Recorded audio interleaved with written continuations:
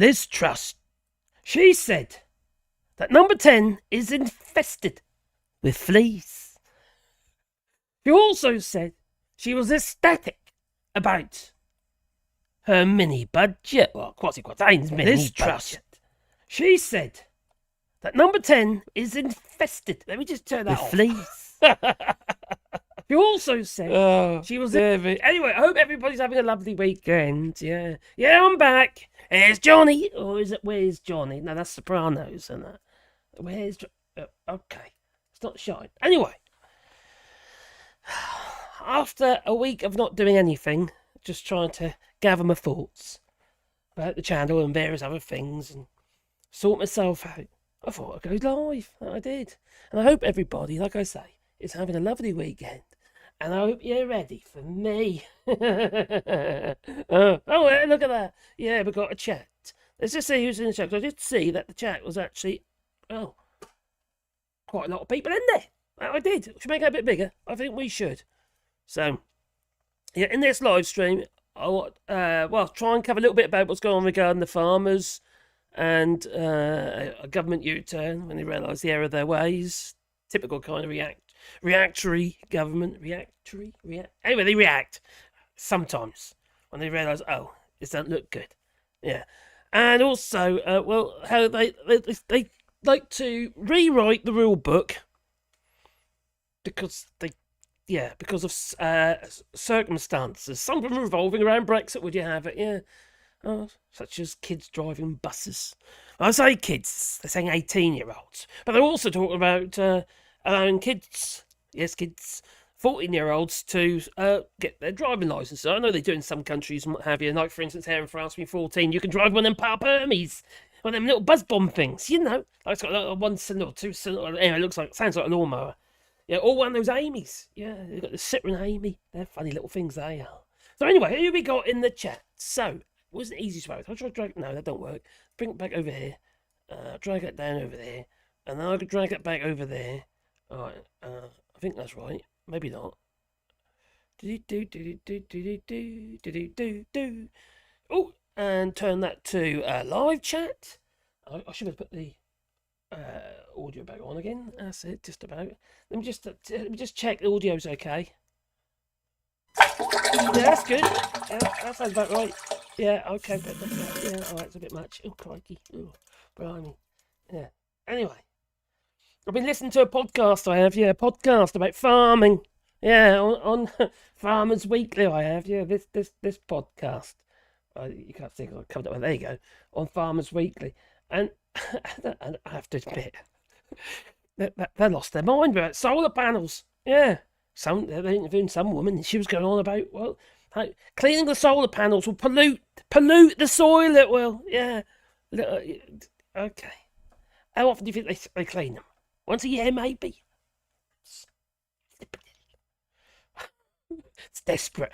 That's what it is. It's just desperate. Because 2,000 odd acres of land in Wiltshire, I think it is going to be it's been sold for it's going to be put down to solar panels. So that's what happens when the farmers can't make money. If the farmers can't make money, they'll sell the land, you see. What they say is that the 3 Ds: death, divorce, and debt. Yes, the debts that the farmers have managed to accrue during, obviously the pandemic, but also because of Brexit, Although they're a little bit happy at the moment because land prices have gone up a bit. They're getting around £8 per kilo for lamb dead. Ooh, poor little lambs, they're so cute as well. And then getting about €4 for a live lamb. How come a live one is cheaper? I prefer to keep them alive. That's what I would do, yeah. So the price of lamb have gone up, so the farmer's a little bit happier there, but yeah, it's not enough. Yeah, when you carry that amount of debt, how the hell are you supposed to keep up? You see? Anyway, talking about keeping up, chat. I need to look in the chat because there's lots of people there in the chat, and and it's going to run away with me, and it is. So, Ruth Govery, she's be here listening, she will. Yeah, like a fly on the wall, she is. Yeah, we'll see what's going on. Yeah, and Rab Nori, welcome back, cheers, buddy. Yeah, I wasn't too good last week. I was struggling a little bit. I'm absolutely honest, but I was struggling. And I'll come to the conclusion I need to calm down. Yeah, I'd calm down before I end up in hospital or dead. Yeah, something like that. Anyway, because it's all getting on top of me. No, just because of the channel, whether the channel survived and stuff like that. It was really everything. What's going on in the news and regard, I was say the walls and like things. What was going on last night? Think, crikey, is this going to be the trigger for an escalation of drag us all into a war that we don't necessarily want to be a part of? Of course we don't want to be part of. Why would you? It's stupid. Richie Sunak seems to think it's a great idea. Yes, yeah. There you go. He ain't gonna be fine, is he? No. As soon as he thinks he's gonna get enlisted, he'll scarp. Yeah. Actually, he probably ain't tall enough. Was that the police? Anyway, time's moved on since then, I think. But there you go. So, hey, Billy Kershaw and Ginger Giraffe. Oh, yeah. Urgh, what a day, she said. Urgh. Oh, Ginger's rude. Hello, Mad Monk. I've got a spanner in the works. That I have, dear Mad Monk 33. Evening, folks. It's Joe Lefty Boat. I hope you're well, my friend. And I hope your boy is recovering, or is recovered now, I would say. I hope so. And Joe Marios, evening, Ruth, and say hello to everybody. Hello to you too. And Monsieur Petroli. Yeah, I'm going to be. I will be making another Monsieur Petroli video very soon, probably to do with trees. Probably, maybe I know. Monsieur Petroli plants a tree or something. I don't know, for argument's sake, or digs a hole. I don't know anything. I'll come up with something. I will. Yeah. Oh dear. Scrolling down. Oh, yeah. Okay. I look at Trump as I look at a meltdown of angry Brits at the airport. Yes. Talk about Brits at the airport. Oh crikey! I've just applied for my new Yes, come to that time it has my new passport. I've also ordered the passport cover. A nice burgundy one. Yes, I got my new passport coming. Caroline got hers earlier this week. She did, yeah. She was all excited to get her new blue passport. Well, she wasn't actually, but anyway, I'm just saying that. Her blue passport. It's flipping black. I mean, that is no. Even though the government is saying it's blue, that's not a shade of blue. That is black. That passport is black. Where is it? Oh gosh, she put it away, didn't she? Where did she put up with her passports? Can I see it? Oh, we've got a folder with passports written on it somewhere. I can't see it though. Is it? I'll find it in a minute. Is it? Yeah. Oh, I don't know what she's done with it. I can't see it. Anyway, it's black. All right. So my passport's gonna be black as well because I just had to send my original one, my existing passport back. So you have to post them back. You see? Yeah. I've done it just in time, so I didn't get charged the extra. Yes, passports have gone up. Well, about 15, 20 quid or whatever it is. Yeah, so 100 quid now for passport.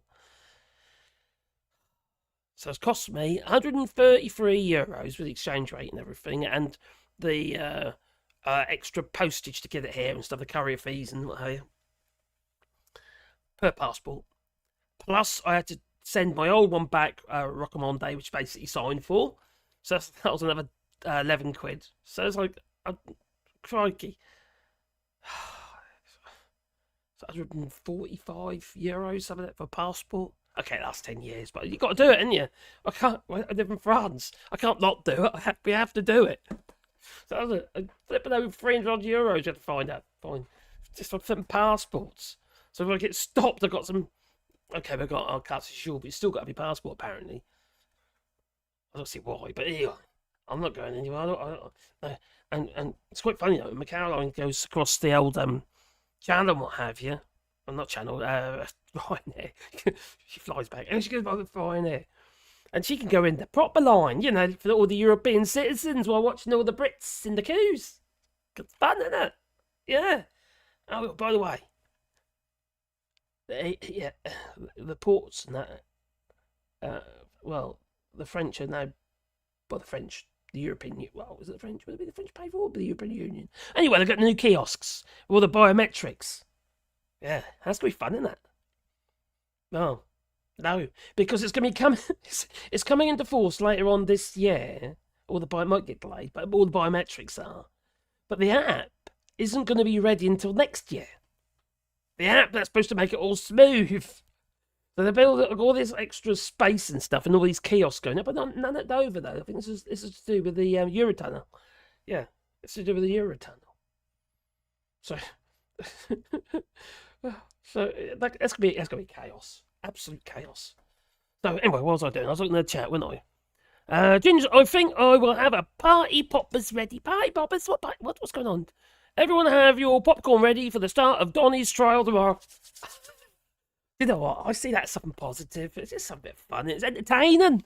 That's what it is. To be fair, whenever I see Donnie, he stands up there and talks, I find him entertaining. I do. I just watch him. He's funny. All for all the wrong reasons, but he is. He's funny. I mean, for the fact it looks like his skin's falling off his face, he's starting to look like Steve Bannon. But stick a bit more orange marmalade, whatever that stuff is he shoves all over his face. Blimey. It's just what's going on with that bloke? I have to admit, during the pandemic though, when he said he was showing the torch up there, I thought, crikey. I tried it. Wouldn't fit. No. And then the bleach. Did you try that? Inject him with bleach. Some people even tried it. Did somebody try and drink bleach? Some people got seriously ill. But crikey, maybe it's a greater good. Maybe they should, because if they're that stupid.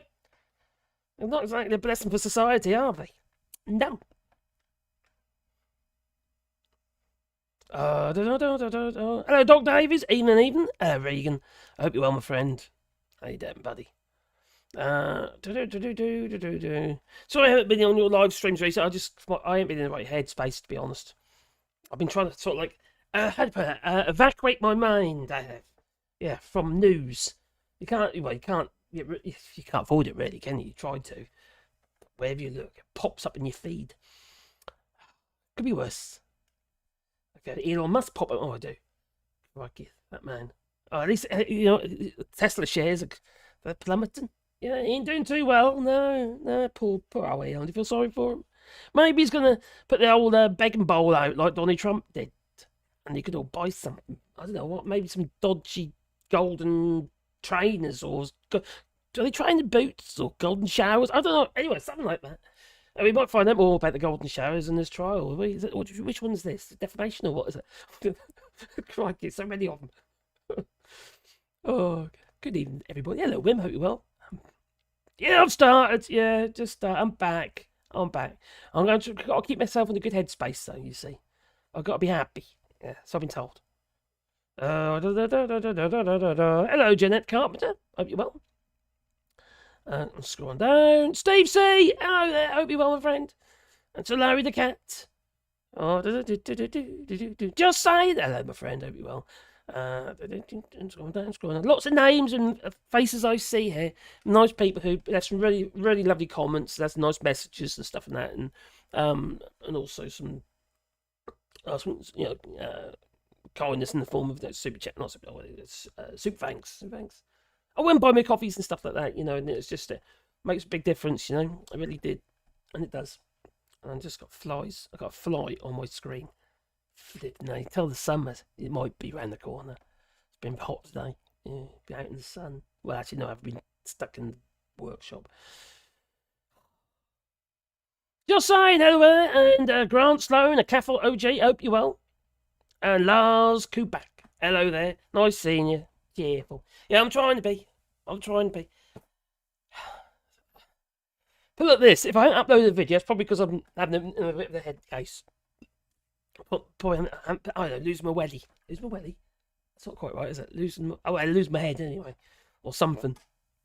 So, I'm just trying to, sort myself out, really. You got to, haven't you? He's in there today. But, to be fair, I'm quite fortunate. I was seeing it the other day, and that's why I had the camera on me, and I thought, I'll just record. Just say thank you to people like yourselves and what have you, but for everybody's kindness and support. And it means so much. It really does. It's like when you're feeling down, sometimes you just need a bit of pick up, don't you? And it really did help. It did. So it was, so I recorded a video. I was sitting out there in the sun, what have you. Well, they're actually in the long grass, probably with ticks. I better check my bits just to get to the tick. No, that's not a tick. Well, we can't tell these days. It's cold. No, it's not. It's warm. Blimey, what be like? It was cold. Be inverted. So, yeah, it's just one thing you've got to do, isn't it? You just sometimes you have to put things into balance.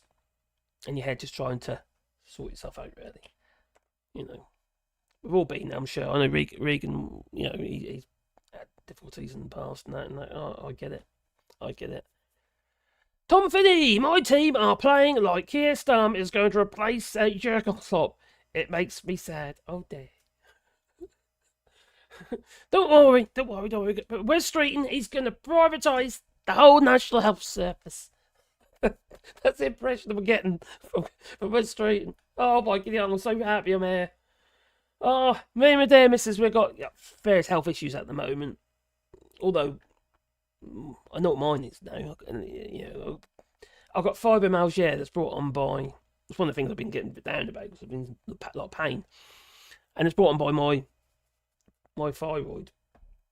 Because if you heard my earlier videos, I'm squeaky. I'm not anymore. It's like I've lost my voice, and there's my thyroid's buggered. So yeah, I'm having the tablets. Hello, Brian. Hope you're well. Were you in the Philippines or somewhere, Brian? I think Brian, were you in the Philippines? Are they planting trees or something? Was that right? Did I catch it right in your comment?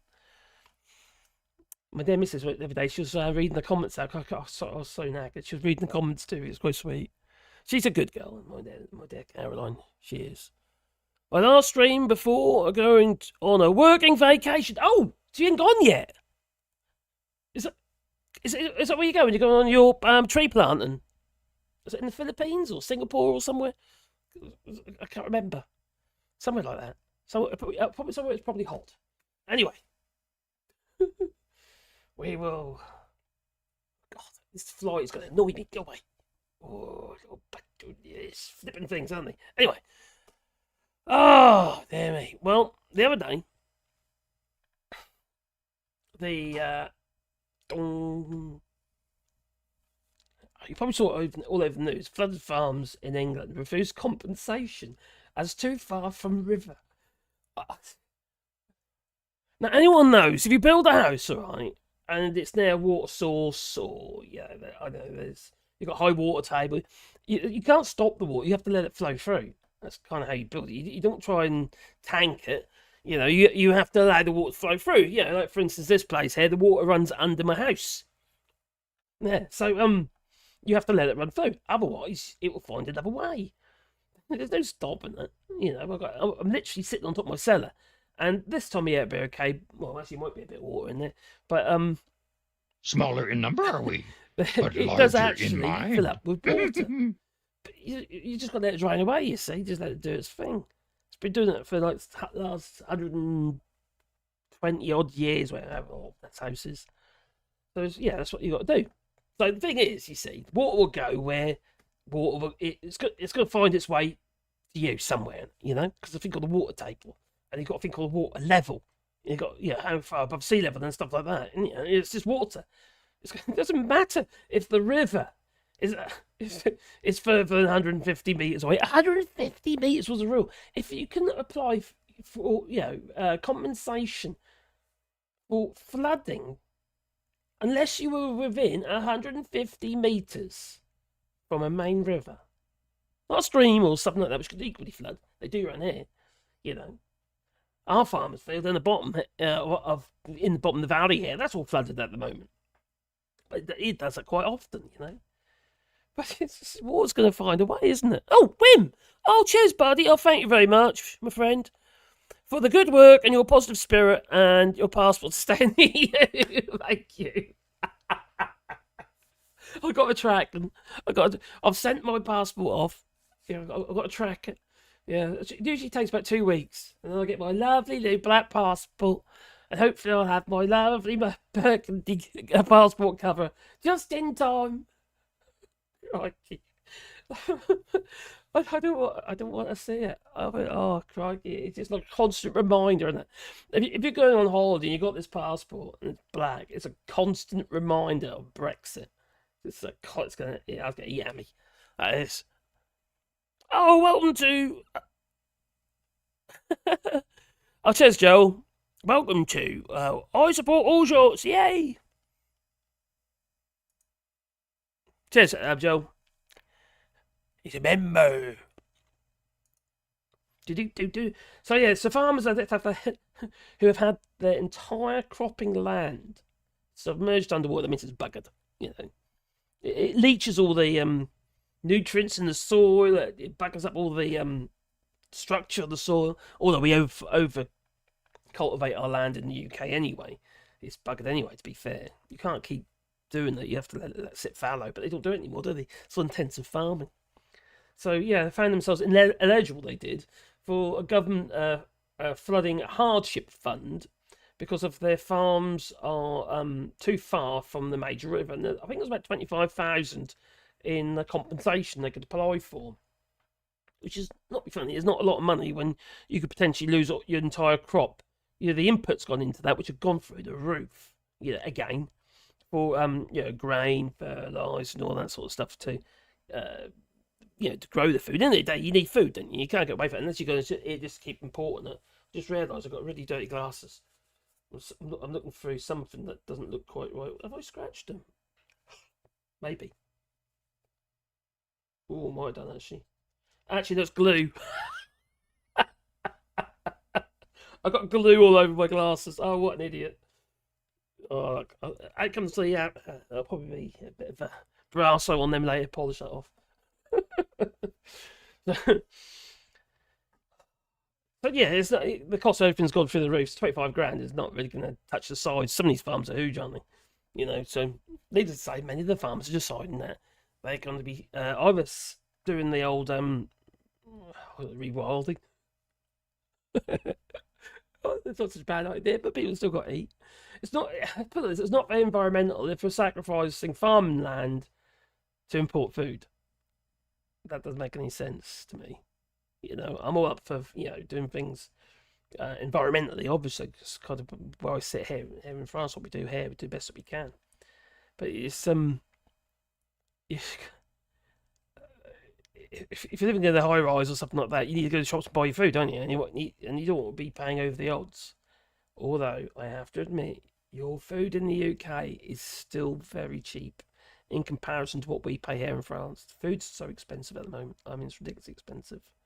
You know, cauliflower was €3.89 in the in the marché, which is basically like a feel like Tesco sort of thing. Yeah, so that's expensive. Caroline looked online, 99p at the time. Yes, this was last week. This was pence, 99 pence. Sorry, in Tesco, on Tesco's. So it's clearly a lot cheaper. Food is. Other things are not, obviously. It's a bit bigger. So according to the Met Office, 1,695.9 millimetres of rain fell from October 2022 to March 2024, the highest amount for any 18-month period in England since the organisation started collecting comparable data in 1836. Scientists have said climate breakdown is likely to cause more intense periods of rain in the UK. It's not just intense periods of rain, is it intense heat in the summer months? Instead of it being it's usually wet all year round, isn't it? With a little bit of sun here and there, you get through sunny days and then you get a bit of rain. That's what it used to be like in the UK during the summer. And and even here where I am in France, I'm a bit further south than the UK, but it's still a bit warmer. We're in quite a humid area, France. We're in a bit of a microclimate here because we've got the Pyrenees and the Alps basically in perpendicular to us, something like that, and we're in there. So it's caused a bit of a microclimate. So our weather's really unpredictable and always has been. But I have never known so much. I've never known so much rain being here in France. I've been here since 2009, and there's been so much flipping rain. It's so everywhere's so waterlogged still. I tried to cut the grass, and because I'm on the hill, I couldn't get back up again. So I think that one through. So it's a problem. It's a problem. Things are changing. So what are we going to do? Well, that's a question, isn't it? So agricultural organisation said earlier this week that food production was down in the UK because so much cropland was underwater after the floods. And the government this week opened a farming recovery fund scheme under which eligible farmers can access grants between 500 and 25 grand. Well, there's no point going any further with this particular article because they actually backtracked. DEFRA all of a sudden said, "Oh, okay, we're going to honour it," because there was a lot of squid about it, and obviously it looked like shit. So many farmers, it's literally underwater, and they either support them or lose them, And when I say a minute ago, what was it? Death, debt, and divorce. Well, there's increasing deaths by suicide in the farming sector, which is quite worrying, really.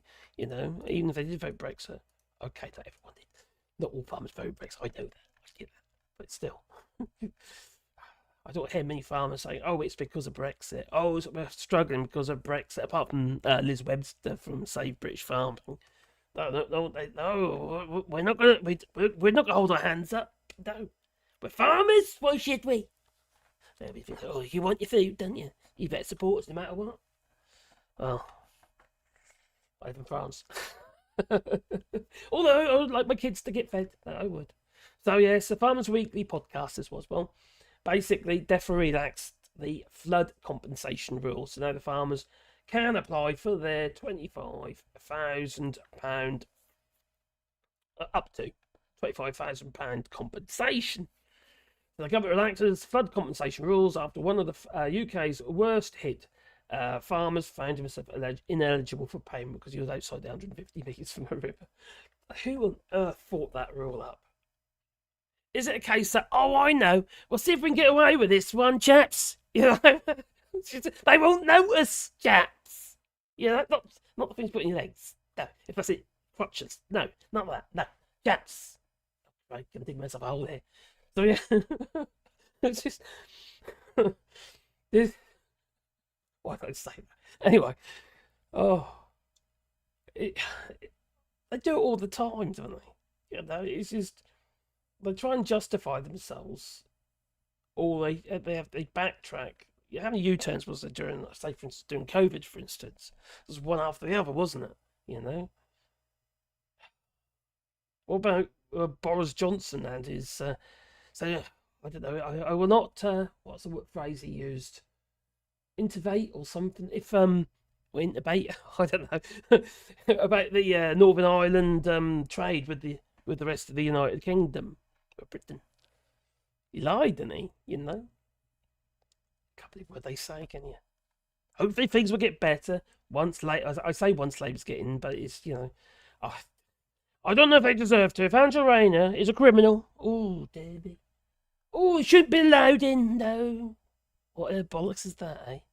There's her. It's like, if she did, and she's saying that she did, then it break the law.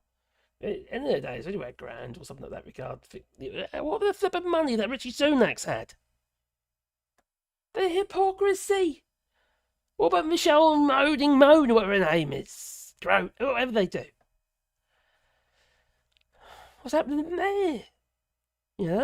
It's such hypocrisy. They don't speak of that sort of stuff. You know, the Daily Mail's like, a headhunter her because she opens her mouth when, because she's Northern lass. Of course she opens her mouth. And she's ginger. What do you expect? God's sake.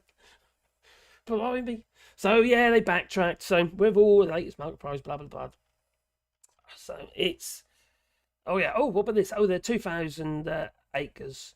It's divided into... okay, so plans for huge solar farm covering 2,000 acres has divided farmers and rural communities in Wiltshire. And some of the people they were interviewing, like I said, one of them was going on about... I tell you what they do. They say, although, obviously, we've got to do something about global warming and this, that, and the other thing. As long as it doesn't affect me. It's like NIMBYism, isn't it? It's just not on my doorstep kind of thing. But yeah, they are going on. Oh, crap, you've got to do something about the environment. But not that. 1%, we put it on industrial areas. We could argue that one. Instead of the farmland. Do what we're doing here in France. Although we're putting on farmland here in France as well. But, the supermarkets, if the supermarkets over 80 car parking spaces, what they're doing, they are putting solar panels on top of the supermarket car parks. You see? And I think that if they got up to over 400 spaces or 200 spaces, I don't know, come out what it is now. But they've got different time scales to get it done in. But they're doing it. And even car parks, even supermarkets which do not have here in France that do not have 80 car parking spaces. A lot of them are doing that as well, and some of them are they've got rented shops and what have you, rented business premises, and it's owned by a quite often in a syndicate, aren't they? Sort of commercially owned property. They're still getting done. Obviously, the tenants don't get anything, and that's one of the arguments regarding the tenants, like tenant farmers. Will they? In this podcast, they're going on about. It's unclear whether or not the tenant farmers will be looked after when their land is taken up with solar panels. Well, no, the money will go to the landowner. Of course, the tenant farmers are going to get nothing. No, maybe there was protections in place. If I wanted to be a little bit, how to put it, I told you so. There was protections. It's like giant Durex. It was called the European Union. Yeah. Anyway, we bust out of that one, didn't we? Yeah, exploded out there. Anyway, so they tend to step in, don't they? The European Union. People don't seem to get it, do they? They think the European Union is the European Union. They can't seem to get it in their heads that the European Union is just a name given to a group of countries that happen to meet up in Brussels. Yeah, it's not Brussels. They just meet there.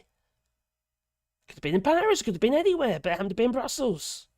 They keep going back Brussels. Oh, Brussels have got too much control over us. It is. Anyway, go back to the chat.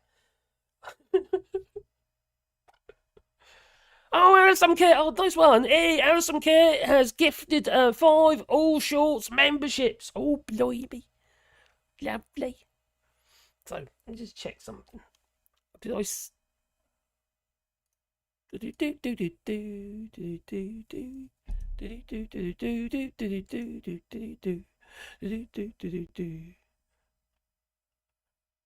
Oh, that's so cool. Cheers, buddy. That's very kind of you. And you all. So, where were we anyway? I was just a chat. It's just a chat. Still, I gather my senses.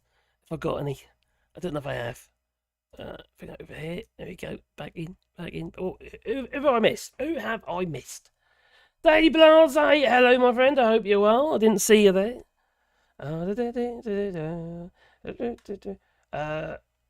Scroll up a bit. Let's see what I've missed. What have I missed? You've been talking. Oh, cheers, Regan.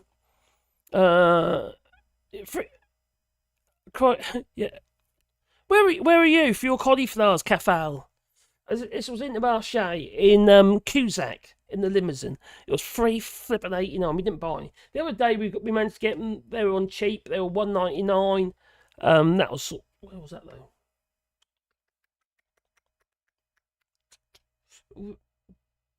That was Leclerc in San Union.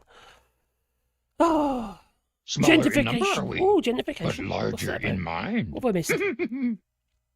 Hello, Ezra Steinberg. Hello, my friend. I hope you're well. Oh, can we have a welcome to Brexit serve? Cheers, Joe.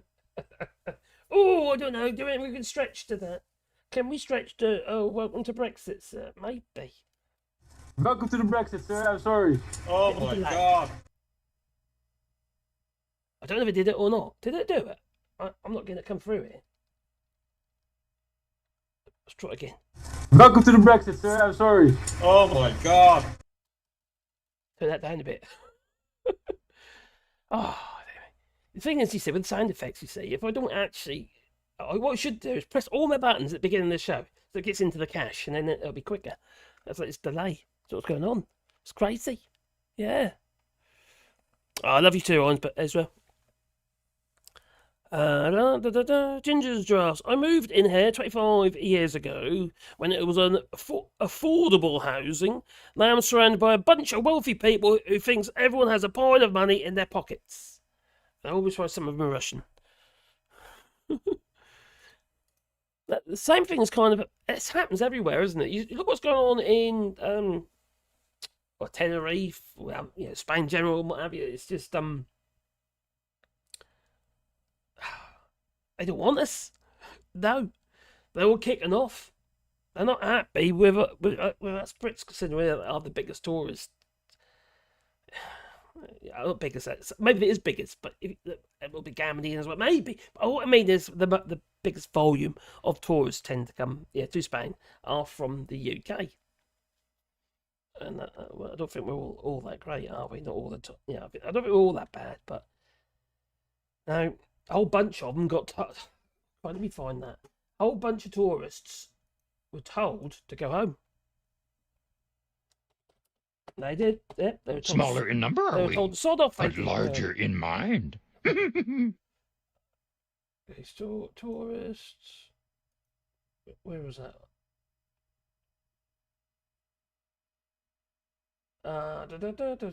UK tourists in Paris were told to avoid and warned it's really not worth it. It's too hot. Yeah, it's too hot. And in UK tourists in Spain, this isn't Manchester Evening News. I don't know how great that is, but I will show you anyway. No, thank you. Oh, crikey, too many adverts on there. Oh, behind me. There you go. Let's make it bigger. Oh, I'm there. Went skinnier. Not that one. Too far. Not enough. And that's getting annoying now. Alright, anyway, UK tourists in Spain told to go home. As Spanish government responds to demand. It's not quite as clear as that, but there's a lot of protests going on against I think tourism in general. But being we are the largest volume of tourists in Spain, as we kind of course the papers are going to say, "Oh, it's British, it's the Brits. We don't want them, it's the Brits." UK tourists in Spain have been told to go home by fed-up locals, as the Spanish government has said that they may be forced to step in. Demonstrations are brewing in popular British holiday destinations like Tenerife and Lanzarote, as residents of Canary Islands begin to grumble over tourism. Another warning is actually, if you have put yourself, right, a nice package holiday to Spain, and you're looking forward to the sun, sea, and a bit of a swimming pool, well, maybe you can ask them to fill it with sand or something. That's all you're going to get. It's a sand pit. There could be no water in the swimming pool. Apparently. They're not allowed to fill them up. Which I don't understand, because I don't know about you, but generally speaking, we don't fill swimming pools up. You don't just empty them, fill them up. You only fill them up if you empty them, so I don't quite get that one. Top, maybe it'd be low. Maybe it'd be more of a paddle than a swim. Maybe. Crikey, that's so flippin' tiny. Okay, UK tourists in Spain have been told to go home by fed-up locals, as the Spanish government has said. Where was it? So the Spanish government has threatened a clampdown on holiday apartments amidst growing dissatisfaction. Like Airbnbs, what have you, they're not giving them licenses. We'll have to hold back on that at the moment. So unless you've already got one, it's quite hard, to, if not possible. Depends where you are, I suppose. Locals have become concerned that a mere 2.4% of houses in Spain are public. 2.4%. A number dwarfed by the European average of 9%. What happens? It's just the same with these farmers, isn't it? I mean, think like here they're saying land. They're saying if you've got any spare money because you get more for your lamb, for instance, you need to use that to buy more lamb, as in the little four-legged creature, those climbing hills and eating trees. So anyway, we had lambs, lovely little things. Anyways, if they manage to accrue more money from the sale of their lambs or whatever, they need to buy more land, apparently, and because there's a lot of it on offer. More and more of it is on offer because farmers can't sustain themselves. That is quite dangerous, because what will happen is, it's got buy, don't you? It'll be people abroad. Whether those asset holding companies again, probably. They'll buy it. And they'll pay no tax on it, but they sell it at more money. Or what happened is I end up going to solar panels. And I don't know, years down the line, the solar panels are good brownfield basically. They get built on the commercial land or something instead of farmland. That is also a concern. But you know,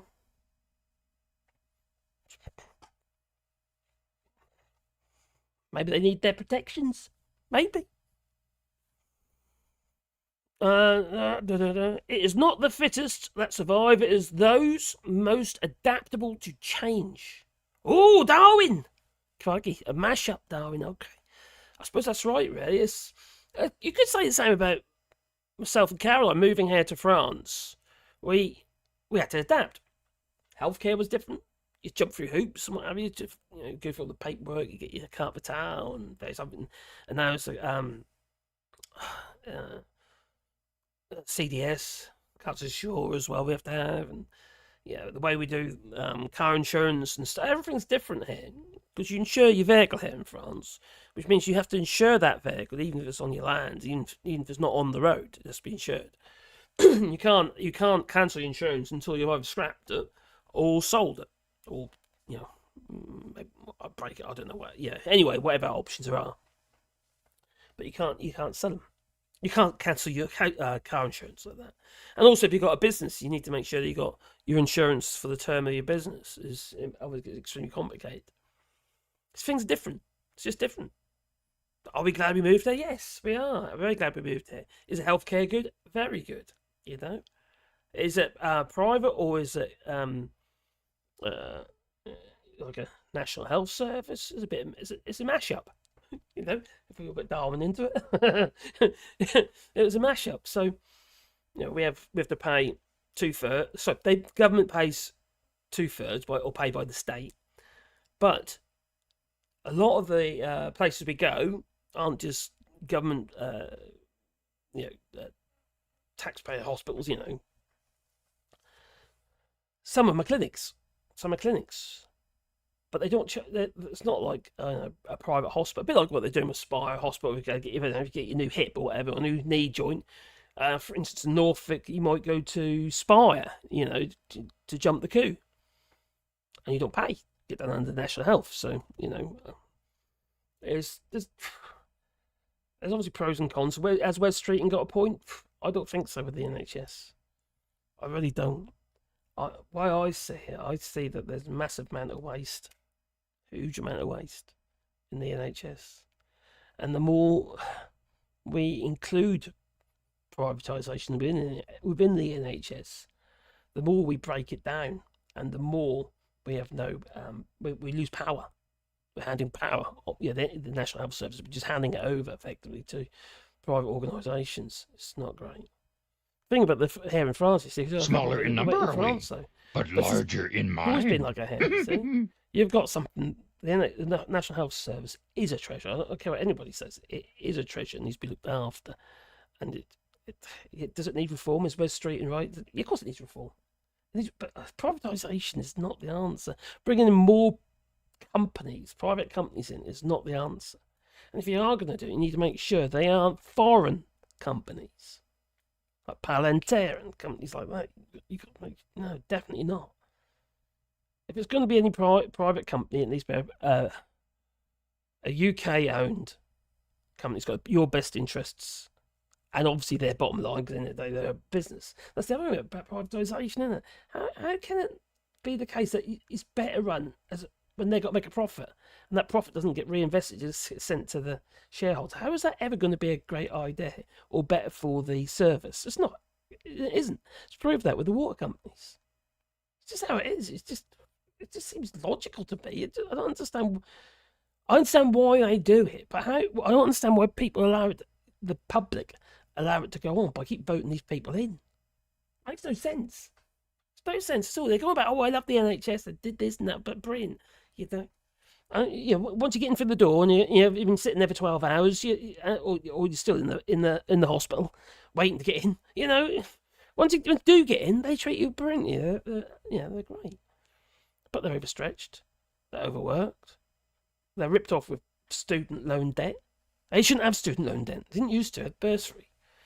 The government brought back the bursary after I was chucking it out, but it was cut to the bare bones. It's nothing like it used to be.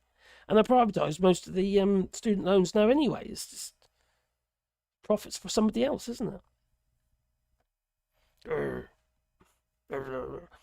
Did I say something? Ian Hart, hello, my friend. Oh, cheers, buddy. Thank you very much. Very kind. Where are we? Where are we? Scroll down, scroll down. Oh, what did I say there? Handsome care, gifted 5, all shorts memberships. Oh, cheers, buddy.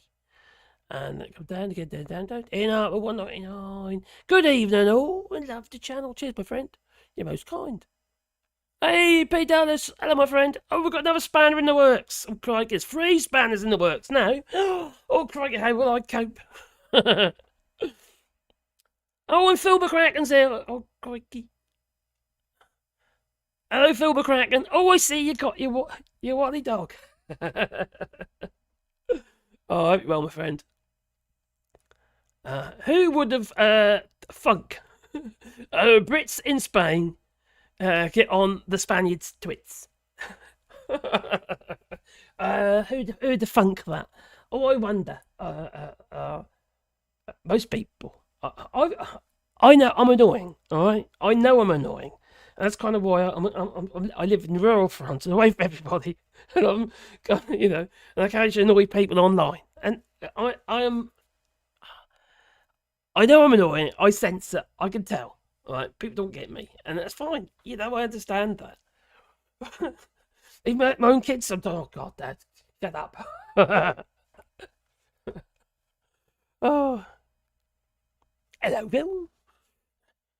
And Simon says 55. Hello, my friend. Hope you're well. Crikey, people here tonight. There is. Hope everybody is doing splendid on this. At the end of the weekend, and it's been a blinder here. Absolutely gorgeous, hot, sweaty, sticky. You don't want to walk too far because you get clammy bits. Yeah, you don't want that. No. Crikey, it attracts the ticks. You see, you don't want that. Oh, Stomach Edge. Oh, cheers, buddy. Smaller in As I number, stated are we? before, the NHS But before larger in 2010 mind. was the gold standard that other countries were jealous of, definitely. And the Tories have run it into the ground for the UK to get medical insurance, pay the ambulance to get A&E. It's my son was a nurse in the UK. He's not anymore. He left. Like many, it's oh crikey, what did they just vote on? Did the GPs just voted on something?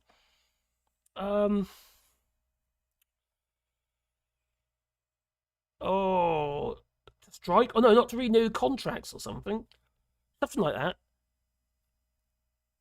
Well, that would be flipping disastrous if that's the case. I don't know how it's going to work. Well, it doesn't mean there won't be any. Another dental practice, wouldn't it? Can't attract anybody.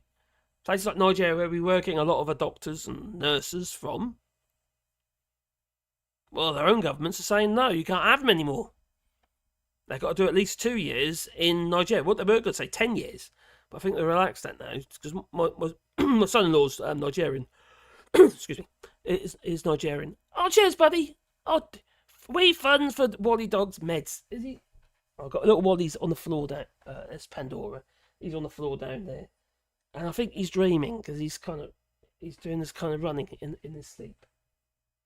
Oh, Sebastian's probably gone upstairs to yeah. Pandora has nothing at all. She's fine. Although we had a bit of a scare last year, we thought we were going to get one of them carriage things put on the back end because we thought the back end was going, but she had an injury in the end. So and tail, so she's fine. There you go. And she does like to eat poo. I don't know why. Sheep and cow fats. Ugh. Anyway, and Sebastian's upstairs. He's also on Vetmedin and and water tablets when they need them. So cheers for that, my friend. We get them from Spain. Actually, come to that. What are we? Made some tasty carne. Oh, sardiesti. Oh, crikey. Using crikey, spiced lime. Oh, I love that. And tangerine as a marinade. Oh my God, that sounds fantastic. When can I come moving with you? Oh, I want to diet again. God, got to do it though. Doesn't help my thyroid and fibromyalgia. Malgia, is that how you pronounce it? Malgia. So is that Latin? Is it for like muscle pain or something? I don't know. Oh, Mad Monkey, you retracted the messages. Did you say something naughty and had to censor yourself? Who would have? There we come. Done that already. There we come. Grant Slow. Good evening, you pair dollars. Good evening. Oh, Ian Harper. Good evening. All up the channel. Done that already. I'm too far up, Ian. We've got timestamps on. Oh yeah, I'm down now. That's good. Me? Ironic? Never. Just say it seemed. Oh, hang on. Up. What have I missed? What have I missed? Hello, Lars Kuback. Right, we pain in the ass. Max. Join the club, buddy. Yes. Oh, crikey, have you got that? Hello, Charlie Fay. Charlie Fay? Hello, Charlie Fay. Hope you're well. Hey, Marcus, first time watching your live stream, loving it. Keep up the good work, and I'm from the UK, living in Barcelona. Oh, crikey, when you go in Barcelona, do the locals think you're a tourist? And they want to kick you out? Do they blame you for the fact that you're drinking all their water? Hang on, was that there? Was it Tenerife? Oh, what's the one with the shortage of water? Crikey. Probably across Spain, to be fair, isn't it? The last time I was in Barcelona was when I cycled all the way from the Moj airport, detoured to Bellac, then headed east, and Perpignan, then south across the Pyrenees, and then into Barcelona. And drone and what have you. In Barcelona, we kind of had a mugging. Yes. Yeah, I might have told the story before, but basically, me and my son Darren were cycling through Barcelona. Anyway, we did the usual walk around and what have you. Tourists everywhere. I mean, like groups, tours. This woman got so snotty with us, pushing our bike on the pavement, and we're pushing them, our bikes. And she was a tour group person. And she was having such a go at us because we're pushing our bikes on the pavement. And there's her from like a herd. Oh my God, it's like a stampede of tourists. Crikey, that's scary. Anyway, we saw the Sagrada Familia and what have you. And I thought, oh my God, that's disgusting. Yeah. At Gordy, where it is, I don't rate him. No. Looks like it's covered in warts. I don't know, something going on with it. Yeah, it's a bit gaudy. Anyway, so we're walking back to where we were camping on the beach. Yeah, we were camping on the beach, we were. And anyway, this guy came up to us, asked for directions for Sagrada Familia. And considering we'd just been to the Sagrada Familia, we thought, we'll give him directions. And all of a sudden, cars spun up, and these two guys got out, masquerading as plainclothes police officers, people everywhere. You know what I mean? There's people everywhere. And they wanted to see our wallets, and I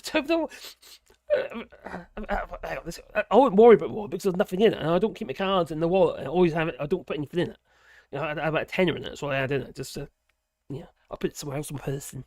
Yeah, something sweaty. Anyway, so they go first the wallet, and they give it back to me, very disappointed. And it did send down. Dan just been to the cash point.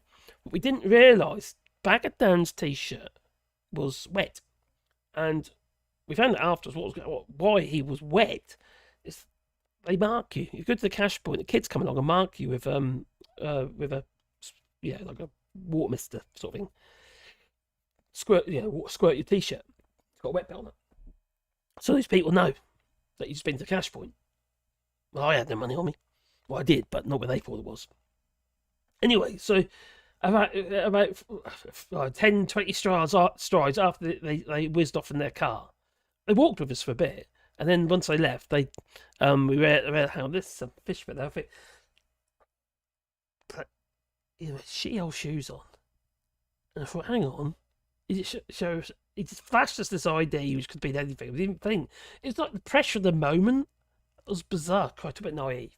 Anyway, Darren lost 70 quid that day, so that was quite expensive for him. And we carried Darren being a bit angry with himself, thinking, "Crikey, why do we?" We fell for that one. It's just daft. It's all about the heat at the moment. They know that. Unsuspecting, naive people here in Barcelona, where bottles of water will cost €3, €3, or something stupid like that. We managed to find a nice think it was a little Pakistani backstreet shop. They did fantastic samosas, and they were really cheap. So I bought the whole box. So that was nice. But anyway, when we got back to our campsite, hence the beach, amongst all the boats and stuff, and we put our tents up. It was obviously it wasn't. I don't think it was legal to sleep there. Anyway, we saw this boat was there, and it had this cover on it, and it was just moving. I thought, what's going on there? It's moving. Oh, it's a bit strange. So we threw sand at it. Clumps of sand. So literally just about 10 yards from us, and we're throwing sand on this canopy, on this tarpaulin. That's over top of the fishing boat. And this poor guy got out after we'd woke him up and didn't realise, you see. And there he was. He's all bent up and limpy. And then he went and found another boat to sleep under. Crikey. You know, homeless people are everywhere. But you know what you got to do, don't you? To get rid of the homeless, you got to make it illegal.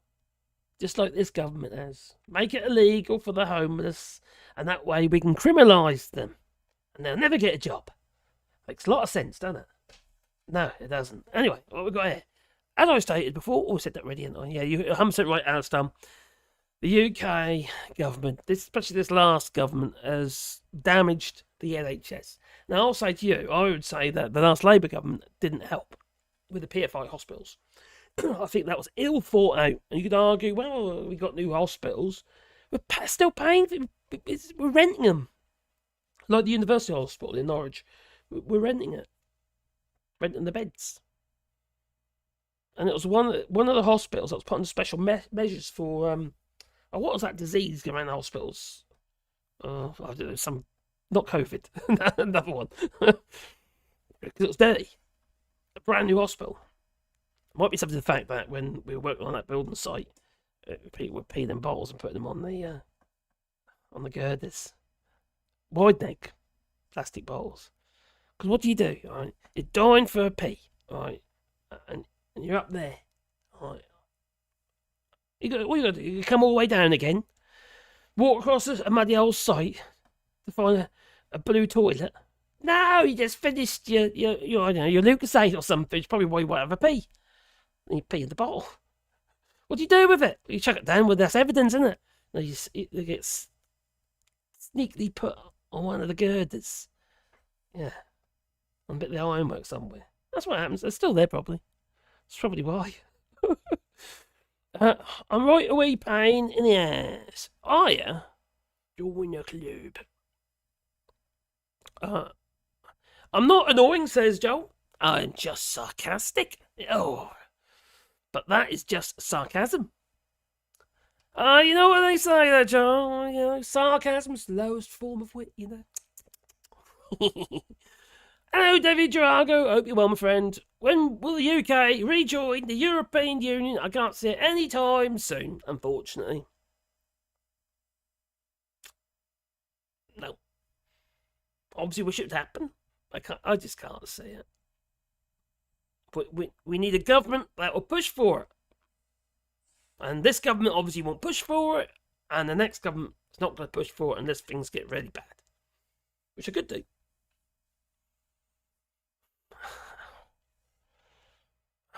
And could it get vetoed? Well, I suppose there's that to it. It could do.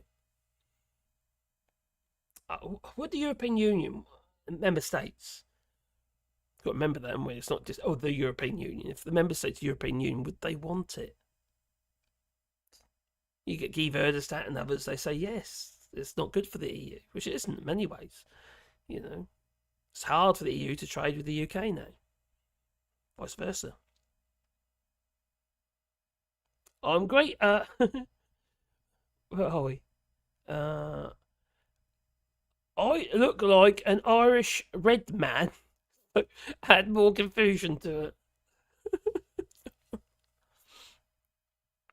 Oh, I've got a lovely little book coming through the post the other day from, I can't remember, actually it didn't say who it was. And it's about planting trees. The Man Who Planted Trees, or something it's called. Where is it? I'll start reading it. Oh, I was in the kitchen because I was reading my coffee earlier. That's very sweet. I think it's very kind. Groggles! We call them groggles! Do you? The Spanish vacation in Portugal to avoid the Brits. It's that bad. So really. I don't think they're all bad, but they're if you think of either, yeah. Oh, some of the sort of rave islands. God, that's not for me. I just can't be doing all that. I really can't. I like peace and quiet. I like nature. I don't head for towns. I tend to avoid them. Cities and that. I avoid them. If annoyed, I tell off British tourists in German. Sprechen Deutsch. That really confuses them. What is it? So, how would you do that then? What would you say? It wouldn't be wunderbar, would that? No. Move to Frey for a better life. Just saying, move to Frey for a better life. You might find it hard to believe, but it's true. Where's that? Oh, scrolling down. What is it, 25? Oh, I'm a bit behind again. Simon says, all shorts. I'm great, thanks. but work too much. Very glad Monsieur Petroni got his groove back. Yeah, I think so. I'm thinking a lot better. And what I'm actually doing at the moment, every day, I got a book, all right? This book got sent to me by Eureka Glues. It's just notepad, all right? I've been writing each day in the morning, how I feel in the morning, when I wake up and stuff like that. What little bits and pieces of what I want to achieve today and stuff like that. And thoughts in my head, things that are worrying me. And it kind of gets them out of your head. Sounds strange, I know, but I thought it was a bit odd when someone suggested it, and I think it helps, actually. Oh, Monsieur Petroleum, he'll be out soon. He'll be Smaller in digging number, holes for trees. That's what but he'll be larger in mind. Okay. Well, wait, scroll down. Oh, no, there's a Wally. He's woke. He woke. Are you woke, Wally? Oh, Wally. Are you woke? No, don't press the power button. He's literally like that up on the computer. On the buttons. He's done that before. Yeah, one more. No, go this way. This way. I know what you go to the computer. Yeah. And then I got Pandora. She ain't gonna do it. Yeah. Bonked her on the edge of the street. Oh, Brian. Oh, cheers, Brian. A nice one. I won't be about for a few weeks. Hopefully this might help cover an expense. Oh, cheers, buddy. Thank you. Well, you can't see it. Scroll down. Scroll. There we go. There you are. Oh, very kind of you. Nice one. Probably got to into the pot. Dogs. More than likely. All right, Wally. You guys are expensive. Do you know that? You're expensive. You're worth it, though. They're worth it. That's the other thing is, if you things like that, like the dogs and what have you, they love you, don't they? They just like unconditionally. You can do anything like you could put out your cigarettes on them and all sorts of stuff. They love you. They do. I don't smoke, so don't worry. I won't do it to you, would I, Wally? No. Because you're great, aren't you, boy? I think you tried to tell me something.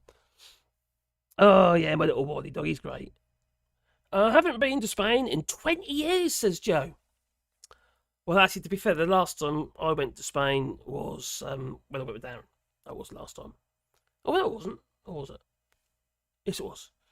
I used to go regular because my mother-in-law used to live there, you see. In that place near Alicante. Yeah, cheers, buddy. Thank you. Get some dungarees and do a black and white Laurel and Hardy pastiche. That's another fine mess you got me into. Laurel. Get a ladder and that and try and bash people with a ladder. You're swinging around and whatever, Or you could do, I don't know, a bit of, it's not Laurel and Hardy, mind, is it? What's his name? Oh, crikey, it comes to me in a minute. Thank you very much, Brian McGuire. Marcus can show you who's got you. My bed is neatly trimmed. Is it, Brian? What are you trying to say? I have actually trimmed this bed, believe it or not. Lee Corn, hello, my friend. Even though I'm back from France, you didn't come and see me. I've run out of beer. Well, actually, I've got a bit here. It's gone flat, but let's take that. This is when Karen. Oh, Craig. I think it's time I clean the dishwasher because it's Looks like that glass. God, Bennett. Caroline said, I've cleaned the dishwasher. It's worse every time she does it. Oh, quite, you've been fast. You've seen the family again, brother-in-law and all that, I take it? Doctor, yeah, Lee Corney's been here, yes, yeah. He said hello, brought the kids and the missus. Oh, Ollie, how was France? I'm going to get a cup of tea. All right, you do that. Ollie, hopefully things are going better for you, bestest from Scotland. Yeah, crikey, you've had quite a bit far, haven't you? It's just been quite a lot of pressure there. And that's the thing, you see, if you're sort of struggling like I was, my head was just messed up, to be honest. And whether it be work or lack of, and it kind of gets on top of you. I'm not letting other people do as well, don't I? I'm sure they do. But it's what you have what is your control mechanism? What is the thing you do to clear your head? And some people just cope with it, you know, they just put up with it or bottle it all up, you know, contain it. And I think I have been sort of containing it for a while. Last week I was just down. I think what triggered it actually. I woke up in the morning, Carol gave me a list of jobs. You need to get this done. You need to pick the wood up. You need to do this. It's like, oh, crikey. It's like, I already had all this stuff in my head. I already know I've got to do all this stuff. And she put all over this list. And that day, I was buggered. I was so low all day. And I wasn't grumpy, Carol. I was just depressed. And it's just like, you Smaller in stuff number, up, are we? you know, But larger in mind. You got to either talk about it, you know, and men are terrible for that, aren't we? You know, I never used to talk about that sort of stuff with the missus or anyone. Yeah, how you feel and stuff. I do now, though. And it's the best thing you can do. It's just, instead of trying to contain it in yourself, to actually just let it out. I'm not saying you've got to sort of burst into tears, have a bit of a fit, but just to, you know, calmly and sensibly just talk about things. And I've been writing this week. I've been writing things down, how I've been feeling, and just making a bit of a diary of it really on a daily basis. And it's I think it helps. I think it does. And don't be wrong, it's just one of them things, a phase, and it passes. But it's a lot of people, you know, I'm not alone. Lots of people have, you know, issues, and I think it's getting more acceptable now, isn't it, for men in particular to instead of being I'm tough guy and all that, you know, or you know how it goes, you know, just to be a little bit more to be more acceptable to actually speak about your feelings, you know. No, I do it to Mrs. You know, when we're going out, you know, regularly, you know, I don't know, going for a walk or what have you. And I go, oh, she's a bit all right, and I realise what I've done, and she slaps me. No,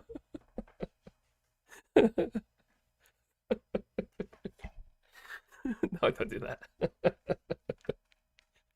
Hey, Top Smoke, hope you're well, friend. I am now a maths tutor, apparently. Oh, blimey. An ex that I dated 9 years ago. How many of you had 9 years ago has turned up? I am not expected to teach her all I know about maths in a few weeks. Well, she just turned up with a baby or something that you didn't know about. Oh, actually, no, it'd be how many years ago? Oh, a 9-year-old that you didn't know. It'd be 9, but 8-year-old that you didn't know about. Isn't it? No. Maybe, I don't know. Just have one of them little Moses baskets and stuff and leave it on your doorstep. I don't know if you should be drinking out of this mug. This little jug. It's filthy. It feels all hard and crispy. The guys are taught from a young age to suck it up. They are, most definitely. Says Mark's biggest fan. Don't show emotion. Get on with it. Doesn't mean we don't feel the same. That's very true. I think, yeah, it's just, it's.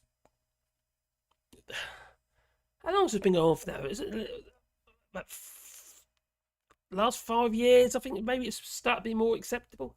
A lot of them with COVID and what have you, with people, you know, and Brexit, and that, people got really down about it. And it's like what got me a little bit today was listening to. I'm not that keen on, to be honest, Siggy Meister, and she had one show about siblings falling out. And what brought that on was about Prince Harry and Prince William are no longer engaging with each other regarding charities on what have you, and it's so she thought she'd have a look, see regarding siblings that fall out. You don't, they become what's the phrase? There's a word for it in there. Oh crikey! Anyway, they no longer talk to each other. And I was like, I don't talk to my older sister. In fact, I had a picture of her on my dartboard for years. Crikey, I was good aim then. But anyway, I hadn't spoken to her for a long while because I think we're on a different moral playing field. And this was all brought out with my father when he died, you see. I realised that she's a vulture. And my other sister, she's lovely, she's a decent sort. But yeah, it's just families, especially since Brexit, I think, we've gone people arguing over the so-called cause, and well, whichever cause, whatever size of sliced bread you're on, and it's I broke families up. Disagreements. I had disagreements with my father. He was a Brexiter. He loved Nigel Farage. He thought he was great. What the interesting conversations we had. And then he passed away. 2 weeks after he got his Brexit. It's just nuts. Actually, no, what 2 weeks after? It was about 6 weeks after. Yeah. So he got his Brexit and he didn't get anything out of it. It's like, you can say with a lot of the Brexit voters, they say that, a lot of them passed on there, haven't they? Not all of them, because I see one still here. You know who you are. Oh. Me and Mad Bunk were double ending on Big Clive and Scruff Dog's live scream last. A breath of fresh over the compared to disaster last night. Well, I've nearly got my little room sorted out. My overhead camera's all set up. Anyone's interested, I'll be probably doing that on my Wally Bright and my new tech channel eventually once I get more sorted out. And I'm going to be doing ripping stuff apart, basically, see if things work. A bit. I'm not Big Clive, obviously. That guy's very clever, actually. And I think that's you, one of Top Smoke, that put me on to Big Clive. If anyone don't know, Big Clive is another YouTube channel, and he does some strange stuff. He really does. Quite dangerous stuff as well, to be fair. But it's quite interesting to watch. Well, I've got the cameras all set up in my other space. I've got another little studio space, which is basically a partitioned off part of my workshop area. And it's looking pretty good, actually. I'm really quite pleased with it. So, yeah, I've managed to make my first video in there, just as a test video today. So, I've got more to do. Loads of sandboards. I made loads and loads of sandboards. Because, this space here, I've got sandboards in here. But it's just so echoey in there. Yeah. You can hear yourself twice. It's not good, I'll tell you. Once is enough. Let's face it, if Harry isn't even related to the king, not until his brother gets crowned. Yeah. Possibly. You might be right there. You might have a point. Who knows? Could be anyone, couldn't it? And besides, we don't even know about William's kids, do we? Actually, no, it's the other way around here. We don't know if William's got more kids, do we? No, we don't. They do like to spread the seed. Teach skills. We're going to need them. So no, you can't order them on the internet. No, skills. Now, look what's happening at the moment. All right, Brexit's got a big part to play in this. We don't have the skills. We just don't. In the building industry, especially youngsters, they don't want to take on that kind of work. They just don't. And do blame them. I don't blame them. It's buggered me up, I tell you. Working on building sites and on roofs and doing all sorts of crazy, dangerous stuff. Working with materials that, quite frankly, are carcinogenic, Oh, we didn't know back then. Oh, yeah, it is now, apparently. Even Douglas fir, the wood. Douglas fir is on the, oh, crikey, what do they call it now? It's on the list of carcinogens. How many flipping boards of that have I sanded? I run through the plane and chop, put through the table saw and stuff. But youngsters, they don't want that. They don't want to kill themselves. No, and they look at that kind of work. That looks hard. I don't know. I think I'd rather, I don't know, be an influencer online. A YouTuber or something. I don't advise them, but they're looking at different skills and they're icons of people that they respect. generally are online. Loads of them. Oh, I want to be like that geezer on all shorts. No, probably not. Oh, I want to be like that geezer on Wally Bro. No, probably not. But these skills aren't getting passed on. They're not getting learned because our youngsters these days are not so keen. There's less proportion going into building skills, construction, plumbing, electrical, you name it. Less and less and less. Now, I think I told you the story before when I was doing my MVQ 2 and 3 for brickwork. They after the first year, when we come to the second year, we had to leave our workshops we were using. But basically it's like a big hall, and we made models, brick models, whether it be axed brickwork or in windows or fireplaces and that sort of stuff. To show our skills, what we're learning, how to do stuff. And it was quite a big workshop, but it was always busy, always busy. But now they decided to chuck us in a corner somewhere and convert it all into booty and hairdressing. Because it made more money, I suppose. More people went into that. I know I didn't. But my thing is, definitely not. So yeah, it was. So all of a sudden, that provision was gone. Not completely, but it shrunk. And now, what we got? We've got a situation. We ain't got the people, have we? Because the trend is to, import more people. And not via the EU either. No. People don't want to come there. Costs too much money. You're going to find it very difficult, especially when you're talking about. Very difficult when the construction industry is very much based on or built around the old 715s, what have you, subcontractors. Well, you're not going to find anyone, and you're not going to get the industry itself paying for it. You might get them to pay towards training. You might get that. But the thing is, people move on, you say. It's not very encouraging in the building industry. You can pay a lot of money out to actually, spend a lot of time as well, put the effort in to train somebody up to be a bricklayer or electrician or whoever, and then they move on to someone else who might be paying, I don't know, an extra 10p an hour or something. It's just, you kind of wonder why you're doing it. Now, I put 2 people through college when I was doing my building company in the UK, and only 2. But young Dale, and he was, for one of them, he was brilliant. The other one wasn't quite so good, but Dale was fantastic, and he stuck with us right until we left France. It's not a career that people have gone through college and stuff like that. They're not, not as in, what are you doing, your maths, your English, and all the other stuff. It's not sort of career you go for. It's hard blooming work. It really is. And it's thankless. It's absolutely thankless. You come home and you're knackered. Your bones creak and ache. You're flipping hands in with carpal tunnel syndrome. You just bugs your body up. And people working in these, in the construction industry or basic labourers, what have you as well, they end up, they tend to die before the women. The missus that outlived them because you bugged yourself up. Work with toxins and God knows what else. See, my father, he spent his life, he trained as a chippy, what have you. He did 6 years training, he did, to be a chippy, via Carter's, which is a big building firm in Norfolk. And then he went into his boat building, what have you, and from that, he spent years and years building boats, from wooden boats through to fiberglass hulls and superstructures. But they come in, these big boats do, with no windows in them.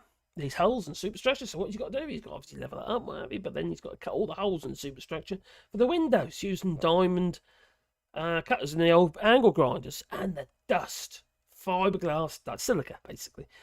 Dust, and obviously the polyester resins and stuff, And even though he'd wear the mask, he'd have a paper suit on and stuff like that, there's no escaping that stuff. You only want a little bit in your lungs. You don't. It doesn't make any difference really if you fill your lungs with it.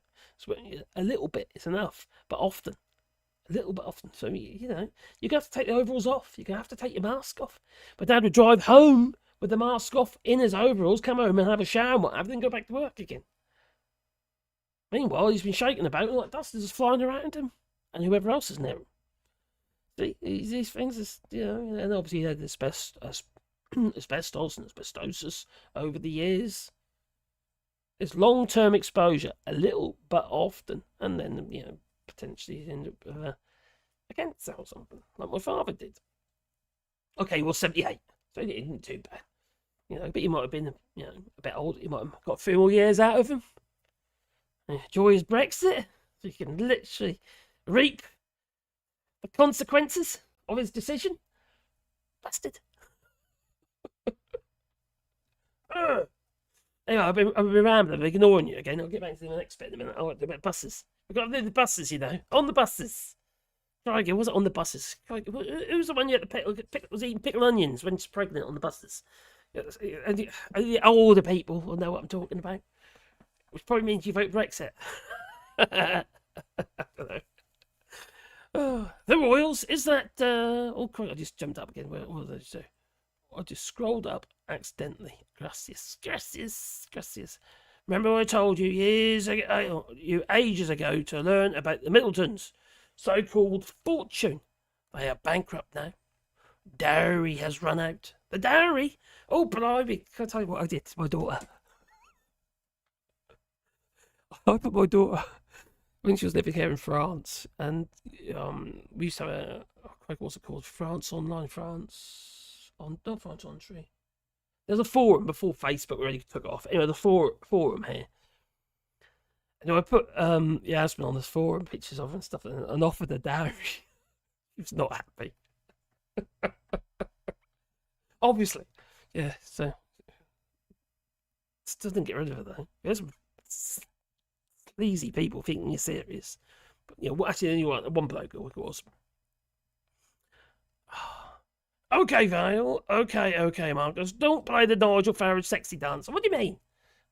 I'd never played the Nigel Farage sexy dance. I don't even know where it is, to be honest. I don't know if I could stomach it, to be honest. His hairy nipples and all that. No. Maybe. Nigel's a model, you know what I mean, and he does his little turn on the catwalk. On the catwalk, yeah, he does his little turn on the catwalk. Get him off, Nigel. I'm too sexy for my cat, too sexy for my cat. Poor pussy cat. Too sexy for my love, love's going to leave me. But new. Ooh, shudder. That's for you, David. David Drago from Spain. Yep. Same thing, my friend. Building sites are very dangerous. End of. They are. Crikey. Okay, he didn't get hurt. He was all right. He fell off the scaffold. One of the barrier clips went on properly. So it just slept, you know, on the 50mm scaffold. It literally just slipped over the top. Wasn't done up. And leant on it, and it just opened up, and he fell off the scaffold. Luckily, it was on the first floor, and they landed on sort of soft packaging stuff. I don't know, that was insulation, so it was okay. That was Salcon insulation. It wasn't that soft, but it was better than concrete, I suppose. So yeah, that was on the building site. Wilcon or Persimmon? Can't remember. Anyway, a while ago. But it happens, you see. It doesn't take much. A lack of concentration of not just you, but you're relying on other people to do their jobs correctly and properly. You know, such as a scaffolder. Here we come. Hey, Casper, hope you well.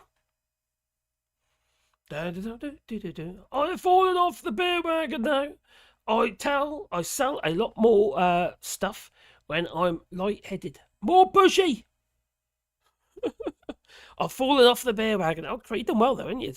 You know, I need to fall off the beer wagon. Oh, I fall onto it, I think. Definitely. Import people. Well, it seems that the exploitation of Russian wives is a booming business again. The exportation or the importation?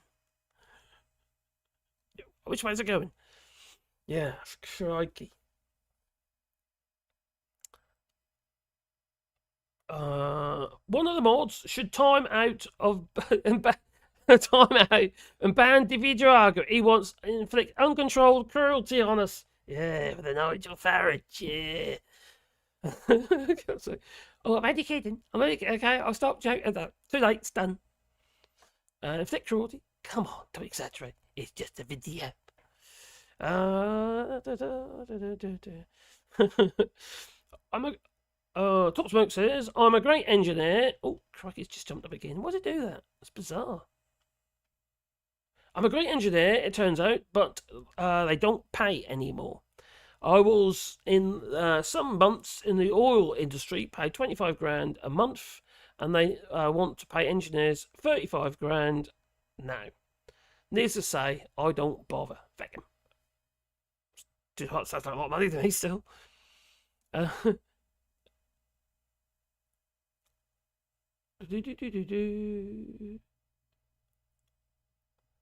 Teach your children well, and that you should. They're the future end of the day. If we don't look after our kids at the end of the day, what we got? You know, they make dance. To be honest, I think the kids of today can do a dance like better job than us. That's only going to, but they're only going to succeed if we get rid of those with the bulk of the money. Those who own everything. Generally, they're usually abroad. They just buy absolutely everything.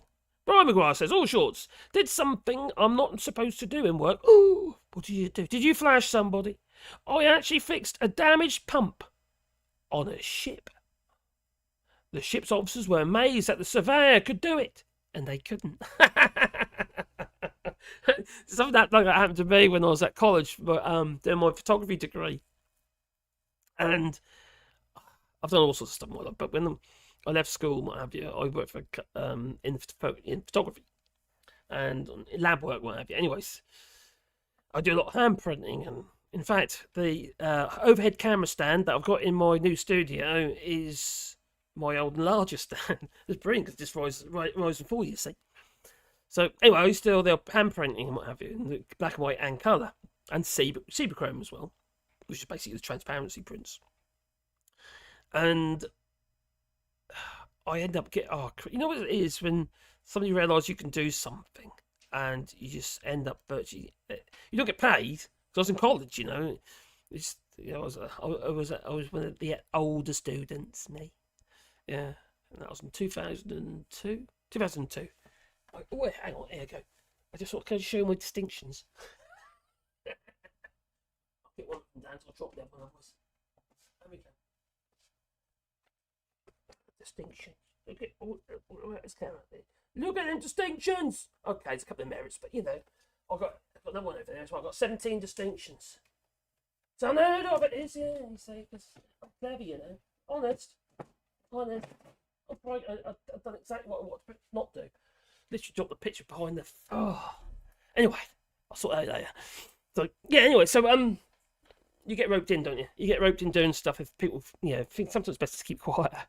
Just shh, don't tell anyone. Oh, I don't know how to do that. I ain't got a clue.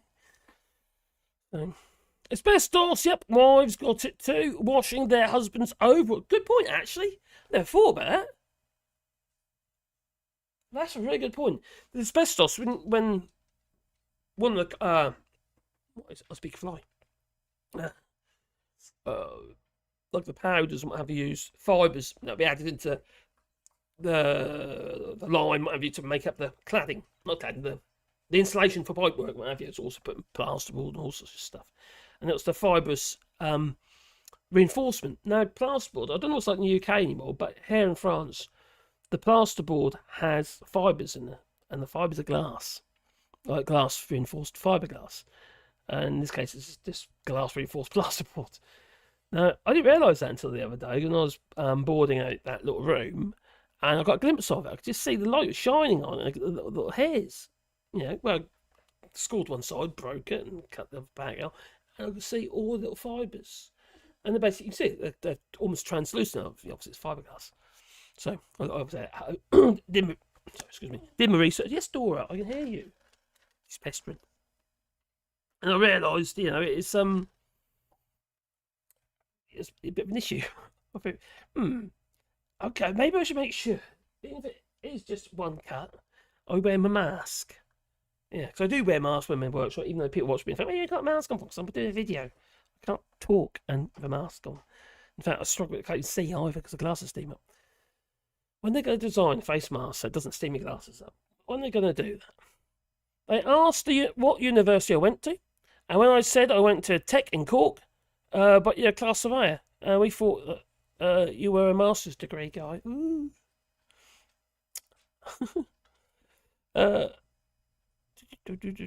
Yeah, too late. That was too late because I did it.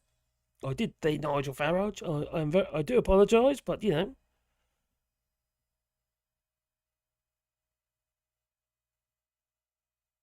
Well, this live stream has never been the same since the Alf toy was taken off the show. Alf? What Alf toy? Are you talking about? You can't see him. He's right in the middle there. Are you talking about Chewbacca? Who is actually Chewbacca is there? You can't see he's in the shadow. So what are you talking about? I got an Alf. What are you on about?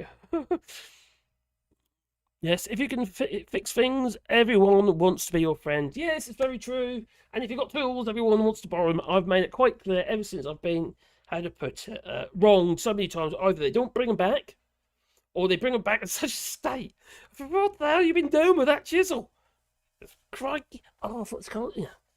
Look, I've been chewing brickwork with it or something. So now I say, I don't, you know, never be a lender, borrower, be, or something. That's the phrase, I think it is. Well, the only time I lend my tools out, if they're attached to my hands, I'll help people, but I'm not going to lend my tools out. Mad Monk says, Drago, if he plays that, then you're on a naughty step for at least 5 minutes. What are you talking about? I didn't catch the first bit, but I could make an assumption, couldn't I? You know, I could make it. I think you mean that. Is that what you're on about? I'm just curious. I don't really know. Yeah.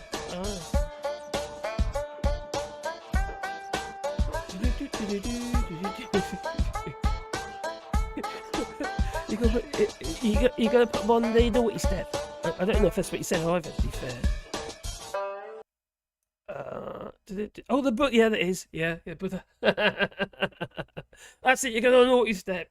Dragging on a naughty step. Yeah, everyone wants to be your friends if you can fix stuff. Top tip: never tell anyone you can drive a forklift. The only problem is, you see, if people see my live stream, my woodworking channel, then know I can do quite a few different things. And they can see what tools you got. That's the other thing as well. Oh gosh, hello Stacey. Oh, very impressed by your distinctions. Yeah, I got a really dodgy picture around it somewhere. Is it? Of me with a mortarboard, with a cape thing. Where is that? Where did I put that? I can't put it there. Where'd that go? Oh, it's around there somewhere. I hide that. I look so dodgy. I'm a mullet. A mullet and a mortarboard's not a good look, I'll tell you. They're going to add off my bed, be much better. Look away, Madman! Look away! Look away, yeah. Loves his sort of sarcastic way. That Farage video got my stomach rumbling. Oh, you're hungry now, yeah? You're hungry. Now, no, Marcus, Alf was an alien Muppet. Yeah, I know who Alf was. Alf was the alien life form. But I just said I haven't got an Alf. My son used to be frightened of it, actually, my oldest. He used to be frightened of Alf. So we used to haunt him with it. Yeah, but, Wayne had an Alf, Teddy. It was, no, sorry. Matthew had Alf. Or was it the other way around? I can't remember that. No. Matthew had Alf, sorry. And Wayne had a bunny. It's just crikey. It's all but woke. He was little. He was, yeah. Mods can't be sent to the naughty step. Luckily for me. Oh, there was Vicky. Hello, Vicky Clay. Hello there. Is there a reason we're getting fat baby? Yeah, it is. Yeah. Anyway, I'm digressing again, aren't I? I'm rambling on. How long have we been live for? Oh, yeah, an hour already. Crikey. Carol did say you try and keep it to an hour. She said, you know, be better for your head. She said, but no. So, anyway, I'm gonna put to one side about the farming now. But you see, I just do one extra little thing about farming. I just got to do this. The UK startup backed with 1.5 million to launch first autonomous space farm. What? Seriously, 1.5 million squid has been gifted to a startup company to experiment growing food in space. I'm sure the farms would rather that money be spent on farming. So yes, the UK based. That's really tiny, isn't it? Can I get it bigger? Will it format? Oh, it does. That's good. So the UK based vertical farming startup, Vertical Future. The only thing is, you've got to get a flight. Yeah, you got a flight to eat a burger. That's what you got to do. It's poised to revolutionise space agriculture. How do you eat your food anyway when you got a helmet on? Agriculture with space agriculture with pioneering project funded by the UK Space Agency. Is it anything like those satellites that Dominic Cummings bought? £500 million. That's been rendered useless. Yeah, so as a replacement for the European one, Eurostat. Eurostat or Euro something. Anyway, has the door been left open somewhere? Because all of a sudden got loads of flies in it. I bet. Is it you, Dora? Have you opened the door? You haven't got opposable thumbs, have you? No, it wasn't you then. So, the agency has awarded the innovative company 1.5 million to create an autonomous farm aboard the world's first commercial space station, currently under construction by US-based Axiom Space, and expected to open in 2026. Flipping out. What do you have trolleys? Do you have trolleys, do you reckon? To pick up your food? How do you get a car?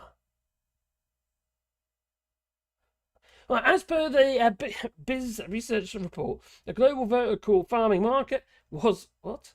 The global vertical farming market, yeah, but that's on the ground, was valued at 5.5 billion in 2020 and is projected to reach 19.86 billion in 2026, following the what's CAGR? What is that? CAGR of 24.3% during 21 to 26. It's a bit like that film, The Martian, where they'd be growing potatoes in human poo. Is that all this? So the initiative aims to explore the viability of growing fruits, vegetables, and even pharmaceuticals in microgravity environments. Why would you want to? This space-based farm could be instrumental in supporting human life on other planets. Well, get Elon Musk to flip and pay for it. In a day, he wants to go to Mars, such as Moon or Mars, by Dr. Jen Bromley's Chief Scientific Officer at Vertical Future, emphasised the necessity of developing in-space production capabilities. The further we go into space, the more we will need to produce while we're there, and be it food, biomaterials, or medicines. I can't see the logic in that, but is it really necessary now? We're not that far ahead yet, are we? We can send robots, but they don't need food. Everything's going to be drone-based anyway. How we should fight these wars? Be drones. Just not Iranian drones, because they will get shot out of the sky bar 1%. Was it 331 of those ballistic missiles and those drones from Iran? Only 1% got through. That's not really good odds. Although they're trying to make it, oh well, you know, that was success. The aim wasn't to kill thousands of people. No, of course it wasn't. You see, we just sent 333 missiles over. Come on, give us a break. They failed. There you go. What a mess that is. Oh, crikey, what do I want now? I need, All right, let's get onto the buses. On the buses. Right. Okay. Well, they want to relax. They do. This is madness. I'm not trying to be snobby or like an old person here. Oh, the youngsters are quite. I've been driving all my life. In fact, some of those old ones are the worst drivers ever. But anyway, driving's one is a skill, and it's just like me and my tools. It's a skill. I didn't just go to college and come out and say, "Oh, I'm brilliant at this." No, it took years and years and years and years of experience, learning, and it's the same with driving. 18 years old. That's oh, just got my license. I've got to be a bus driver. Yeah, having a laugh, haven't you? Got a blooming fly. It's really annoying me. Got one fly in there, and it's a big one. As soon as you get a bit of heat, don't they? They all hatch. Oh, here it goes again. Go away. I'll squirt you with my nasal thing. Relying on my bed oil. Anyway, so it's not having. Okay, get on the point. Get on track, Marcus. There you go. So the UK government to relax rules to get 18-year-olds driving buses. A shortage in Great Britain prompts moves to lower minimum age requirements for bus and coach drivers. Would you want to get on a bus with a new driver who hasn't really been driving a car for 5 minutes, let alone a bus? It's because we've got shortages of bus drivers. We just haven't got enough because we're not importing them anymore, you know. Many of the bus drivers come to end up on the streets of London, what have you. A lot of them came over because of the European Union. Because they could. Make a life there. Why not? Be a bus driver, maybe, if that's what you want to do. What's wrong with that? Get COVID, maybe. You know. It's not just police officers, but bus drivers will be officially getting younger under the government. Oh, Christ, did you hear the latest about the police officers? Did you realise, during the COVID and what have you, they were employing new police, recruiting police officers without even interviewing them? Madness! What the hell? Anyone can get the job. Well, they look at your Facebook profile or something. Oh yeah, you'll do. So yes, they're relaxing it. Officially getting younger under the government plans to relax laws on 18-year-olds behind the wheel. As well as the fact they want to get lower the age of driving to 14. The other thing is, you see, if you're under 18, aren't you supposed to be in school? Or college? Anyway, I don't say that works. So, a shortage of drivers across the transport industry has prompted moves to lower the minimum age requirements for bus and coach drivers in Great Britain, as well as speeding up training for bus, coach and lorry drivers. Now, I'm kind of going to cross over a little bit regarding U-turning and what have you. We've got the flooding and the flooding. In fact, the government U-turned on the no compensation for farmers if they're over 150 metres from a river, even though they're flooded. Crazy, but anyway.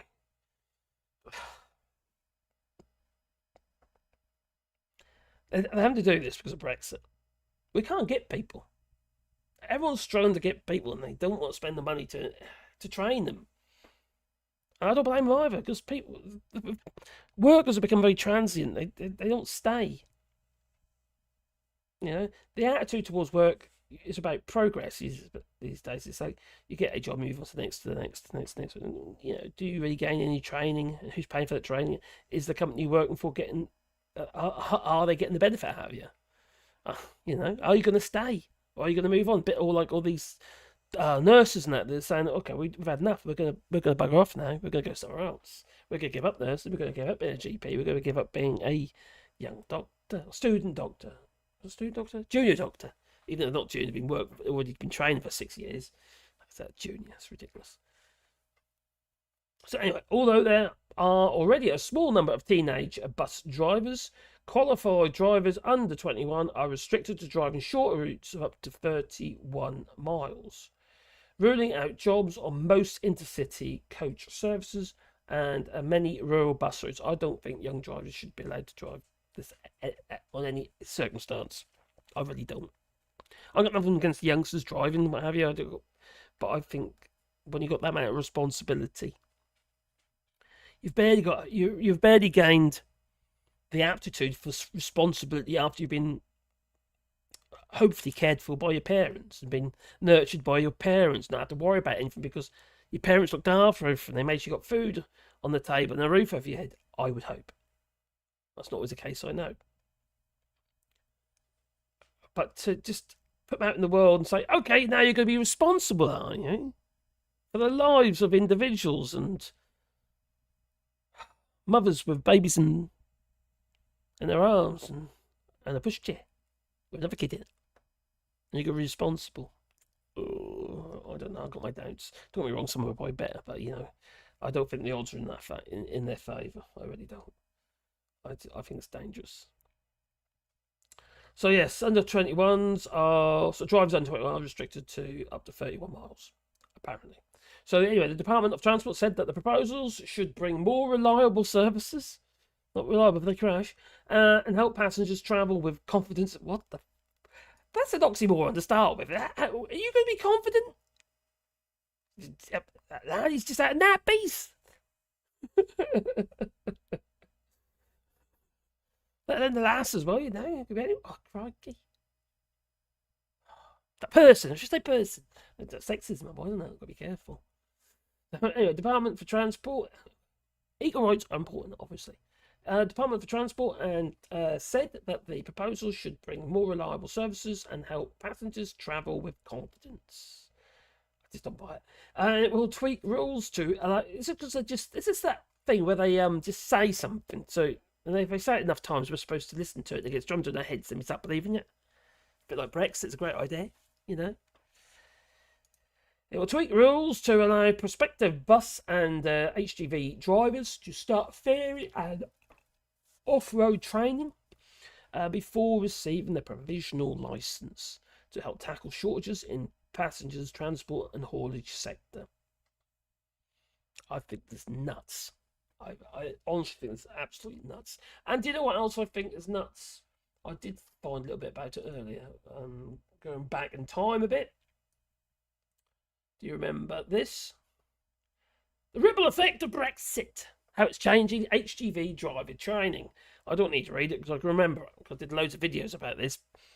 Basically what happened, or used to happen, if you were a heavy goods, you got a heavy goods vehicle license, and you've got to be driving 8 metre, an articulated lorry, tractor and trailer unit. Before you can get the license or have that added to your license for the articulated, you have to do a rigid first. So, a large bodied lorry, fixed lorry, so it doesn't bend in the middle, You have to do that part of your license first, and then you do the articulated. If you want to do this. But they put it into one because they didn't have enough, during COVID and the fact we couldn't get anyone because of Brexit. There was a shortage. Shortage of lorry drivers. Remember that? We had a shortage of, at one point, went to 120,000 shortage of lorry drivers. But it means they don't want to come here anymore anyway. So the shift is there. We haven't even got the land bridge anymore. They go straight from an island to Northern Ireland, even straight over to France. Skip the UK altogether. Well, let's say the UK. Anyway, skip Britain altogether. No land bridge. So anyway, we didn't have enough HGV drivers. So what do? We changed the rules.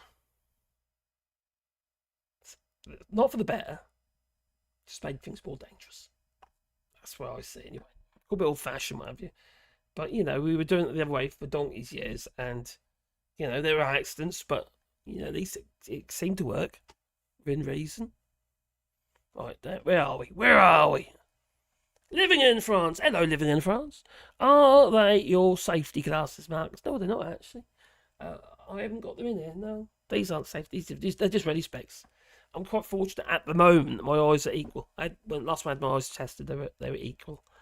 Give and take a tiny bit. So I don't have to have prescription glasses. I just get ready specs at the moment.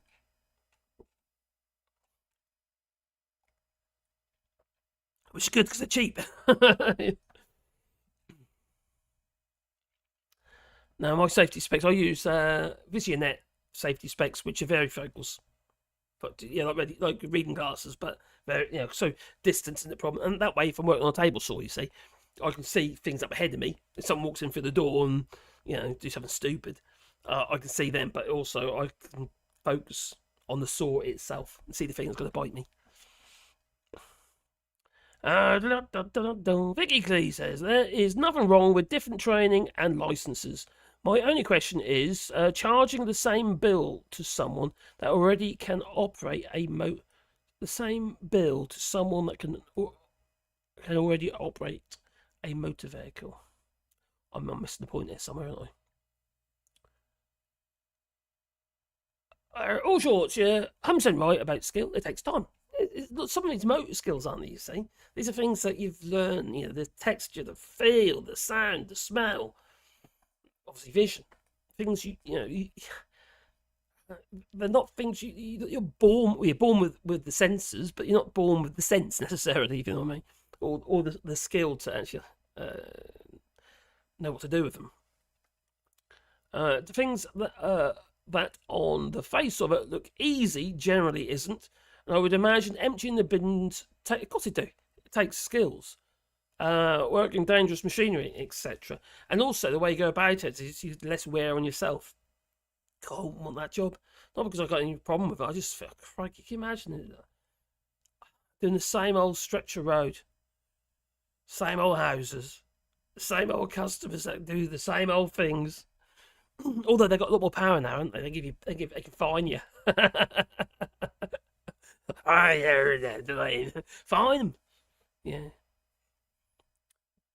Vicky Lee says, I can drive small motorbikes without ever having had any lessons, and small vans.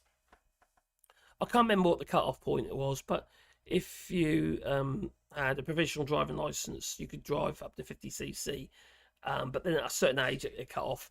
My dead wife hasn't got a she's got a driving licence, but it's only provisional. She's just so stressed she failed several times.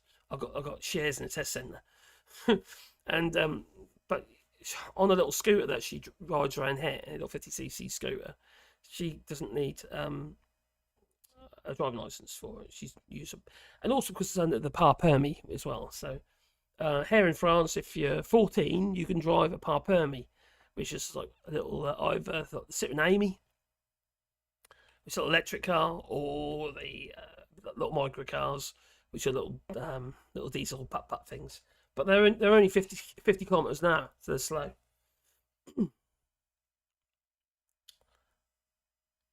Yeah. Well, work machines and stuff. Now I get criticised all the time because, like, for instance, my table saws. I don't use I've got no riving knife on my table saw. Not because I wouldn't use one, but I haven't because it just doesn't fit on that saw properly. It's just stupid design. Even though it's a good saw, it's a stupid flipping riving knife. And also the guard, you see, is ridiculous. I mean, it's a big plastic thing with clear bits on. You can't see your workpiece, and you can't see where the cut is, which that doesn't help either. So I took it off. But I've always worked on saws without any guards on. As long as you have decent practices, you're not going to cut yourself. It's just practically impossible.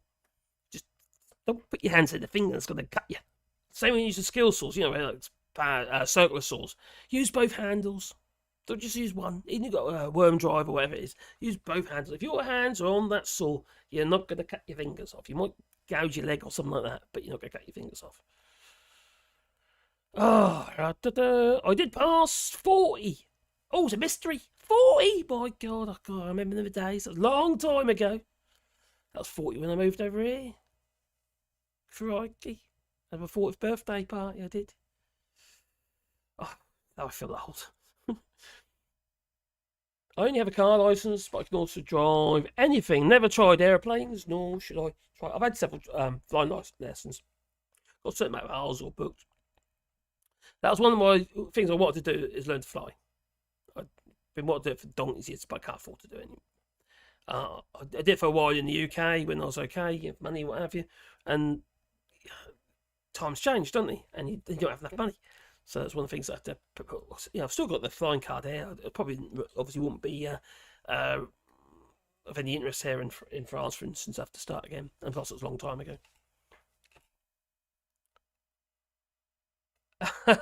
We have new hospitals, Boris told me. Did he? Says Mark's biggest fan a while ago. Yeah, apparently we did. Yeah, 40 new hospitals. We need people. Yeah, that's what. Hang on, you remember that? I used to be boys saying it. We need people. That's what I used to say. And it's true. But what we done? We put a cop block up there and said, no, you're not coming in. No. Unfortunately. Stupid. Nothing like, screwing yourself, is it, really? A colleague of mine changed careers to teach maths. He had previously worked for the first bus company, and was amazed that the new bus drivers could get more money at start than a new teacher. Makes you wonder why you do it. All that training you do, teacher training, and then you got to work with the brats. Sorry, but they are. Crikey. My dear wife was in school. Okay, they're primary school, but you get the odd one or two there, kids and they're so disruptive in the class. This ruins it for everybody else. The other kids suffer because of it. People need to do work, not have careers. Many people are just spivs and chances.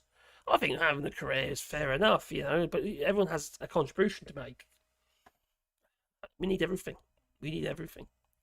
But people like me, for instance, I got my woodworking channel, but am I actually contributing to...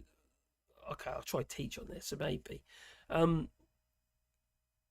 not actually making it much. I am at the moment because I've got a few jobs on, which is quite good. If you have a bed, it itches, it tickles your nose. Anyway, so it was random. I don't make as much stuff as I used to, partly because of Brexit, and partly because, I'm doing the YouTube stuff a lot for the volleyball channel at the moment. So I'm not really contributing to the woodworking. But like I say, I am trying to teach people stuff, but it's not necessarily going to get people in the workforce, is it? No, not that. Definitely not. Yeah, it's one of the things. Times are changing, but it won't be long before we'll be on universal basic income anyway, because artificial intelligence is going to take everyone's jobs. It seems to have these robots now. Oh my god.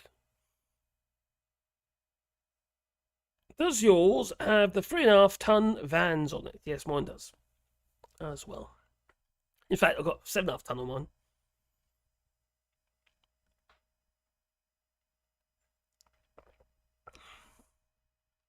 There we go. Scrolling down we are. Oh, how far am I behind? Oh, crikey, I'm way behind again, aren't I? Here we go. My mum was a school teacher. I can't think of a worse job nowadays. No. Now, don't get me wrong, my dear missus was working in a primary school, and it was a village primary school. But when you got a mixture of learning difficulties and what have you, and although I don't suggest it, but it sometimes you think to yourself, because we talk learning disabilities, not all children are the same, are they? Not all learning disabilities are the same. There's different levels of it, whether it be attention deficit disorder or autism or whatever. There's all different levels, so it's hard to put everyone in the same. Some of most disabilities, isn't it? You can't put everyone in the same boat, can you? But Carol had, I can't remember if it's autism or ADHD or whatever it was. But there was one young lad in the school who disrupted the whole class, and Karen worked it out. It caused almost an hour's worth of disruption in the class every single day. It's like whole days of education was lost for all the other pupils in that class.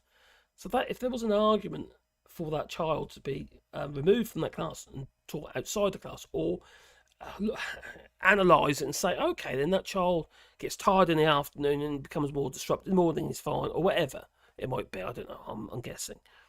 But then you could mix it, I suppose. But is there funding there for it? Probably not.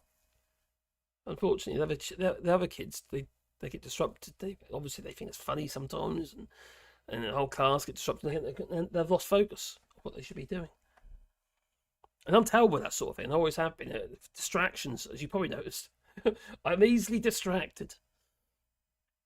We do need to rejoin, but all those people put the cross in the wrong box. I did. You know where you are. Lefty, top smoke. Oh. I have a beard, but it doesn't have fleas, so it doesn't itch. What are you trying to say? I got these random hairs that can poke me at my nose from a moustache bit. I'm not used to a beard yet, you see. I've trimmed the sides a bit because I started getting a bit like too much like Jack Black that's coming out here. But this bit, I don't want to put beads in it. Do you know what you mean? Put beads in it, maybe. I don't know. Put parting in it. Stay at that. Oh boy. It's made my face longer. It's sort of like a goatee on top of my beard, isn't it? That sort of stuff. It's quite getting relatively long, isn't it? Curls? What curls? It's representative. It's a representative sample of society. Yeah. Not being a school teacher was the only thing Phil, as in Phil Morehouse, was right about. What was it that Phil Morehouse says? He says, Labour's only got one job to do. I disagree, but Labour's only got one job to do, and that is to get into power, basically. That's the only job they've got to do at the moment, get into power. I think they've got to convince us. That's what I think, though, that they are the only option, but we need confidence. We need to feel safe. I don't feel safe. Even with Labour getting, I think some of the things they've been saying recently is a little bit concerning. We do need to rejoin, but the people put the cross in the wrong box that they did. The college, that colleague brought us a new kettle, by the way. And he'd been, what have I missed? What did Vicky say? Do you know? Yeah, I'd have to pay to update my licence, and might make sense if international and different rules and road markings maybe. Rat Nest Bird Fest, or Rat Nest Rat Fest, all shorts, shrill blasting bullets, not running out, shrill, whatever that means. I don't know. Still blasting bullets. Stop running. What? I'm trying to work out what that's what word means. Or was it this one? What's the R? Oh, near the T, so it could be still. What is on a ZERTY keyboard? You got the QWERTY or ZERTY? Is it the same? Self-employed have to pay. I think it's every 5 years, but don't quote. Oh, I see. What are you talking about? The license, HGV license. Whoa, an HGV license is £5,000. Wow, that's a lot of money. That is a lot of money. So yes, they changed the rules for the license, but don't worry. The apparently, the non-doms are poised to flee the UK over Labour's tax plans. Yes, apparently they are petrified. Petrified, I hope. Petrified. Non-doms poised to flee the UK. Well, most of them pay no tax whatsoever. They might spend money, which I suppose is tax paid, on the money they spend. But generally speaking, they don't pay tax. So people are jumping on the planes right now and leaving, said Nimish Shah, the chief executive of Blick Rothenberg and Accountancy. Rothenberg, they make blowtorches, by the way. An accountancy firm that specialises in advertising or advising very rich non-doms and their tax affairs. I'm not being dramatic, but they're leaving right now. Shah said his clients, some of the richest people in the country, were petrified at the plans to abolish the non-domicile regime. Well, let's look at it this way, okay? Just think about it this way. These people on their non-doms, how many properties do they own that sit vacant? How many properties they own that literally just, well, not getting lived in? Holiday homes and God knows what else. There you go. I suppose Gordon Ramsay ain't much better. He's got a hotel apparently being squatted in. So, and they put a notice out, oh, it would be unlawful for you to kick us out, apparently. Well, back in 2010 or 2011 or 2012 or whatever it was, I can't remember what it was, but when it was, sorry, they'd changed the rules so it made it easier to kick squatters out of residential properties, but not commercial properties. This place is worth like 80. Oh, it's worth 13 or 14 million or something. This place, I think the lease is worth or something, or the property's worth. I can't remember. He's leasing it anyway. Poor old Gordon Ramsay. You feel sorry for him. F this, F that, and all. I bet he'll be swearing. Yeah. So anyway, so Shah's client said some of the richest people in the country were petrified the plans to abolish domicile regime, through which for the past 225 years wealthy people have been able to live in the UK and not pay tax on their overseas income, but now they're going to have to. About flipping time. Well, they will do. Well, actually, to be fair, didn't the Tories in the last budget say that's what they're going to do, but they'll wait until like 2025 or something? So is it Labour or is it the Tories? There were the caveats in it, weren't there? Remember in the last budget, mini budget, spring budget, whatever it was. Anyway, Labour has long promised to end the non-dom regime. It's going to pay for everything it was, yeah, which was introduced under King George III in 1799 to allow subjects who lived part of the time in the far-flung colonies to avoid paying tax in the UK and raise billions in extra taxes to pay for free breakfast clubs in schools and more hospital and dental appointments. What's he on about now? So they're not happy. Poor old things, aren't they? You gotta feel sorry for them, ain't you? Yeah. Well, but then we got the Brexit checks as well. Everything's a mess. Oh dear. No Brexit checks. Okay, is to cost UK business $2 billion and fuel inflation again. Well, Iran kicking off ain't gonna help. Additional measures from 30th of April for imported animal and plant products could hike costs by 10% in the first year, says the Alliance Trade. New post-Brexit UK border controls. What's time? I'm talking about. Just take my time. Go over to Marcus Hour. Coming in force later this month will cost businesses $2 billion and fuel higher inflation. Fuel higher inflation. Sorry, not fuel. Inflation will be damaged. Drink. I need a drink. Tea. Oh, that was a better idea. Yeah. Okay. Where was I? Yeah. $2 billion of fuel high inflation, according to a report warning that UK-EU trade will be damaged as a result. It's damaged already, isn't it? Blimey, big time. With less than a month before the introduction of new checks on animal and plant products from 30th of April, the insurer Alliance Trade said that the controls agreed under Boris Johnson's Brexit deal could add 10% to import costs over the first year. Now, ministers last week revealed that businesses could be charged up to £145 for each consignment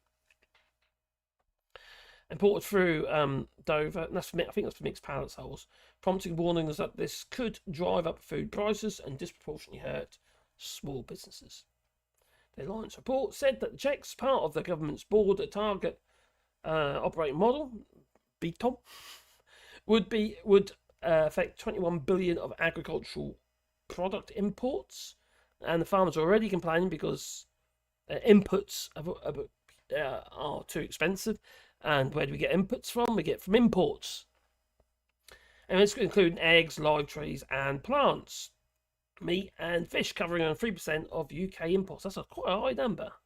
Now, these new costs were the equivalent to adding 10% tariff on these imports. It said, with Alliance indicating that the EU companies would be likely to pass on these costs to UK customers. It is said that these items accounted for about 6% of the overall basket of goods used to calculate the UK's headline inflation rate, and that the additional costs could add 0.2 percentage points to inflation, with dairy, meat and fish most affected. Oh, blimey, it's a mess. Just another mess. Oh, not my mess you got me into, Laurel. Or Stanley.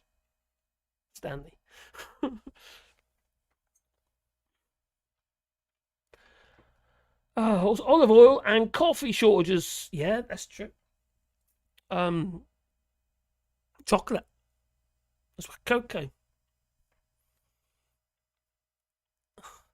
Oh, what's that coffee that the monkeys eat and regurgitate, and then they gather the poo and make the coffee out of it or something? Well, that's that film, isn't it? You know, bucket list. What's that coffee called? Some anyway, some weird coffee. I wonder if that's the phytosanitary comes into that. Is that a problem? Hi guys, if you have any friend that needs a video for a company or videos for social network or audio visual services, I'm finishing my trial. Nice one. On a mid-career company in Malaga. Recommend it and contract.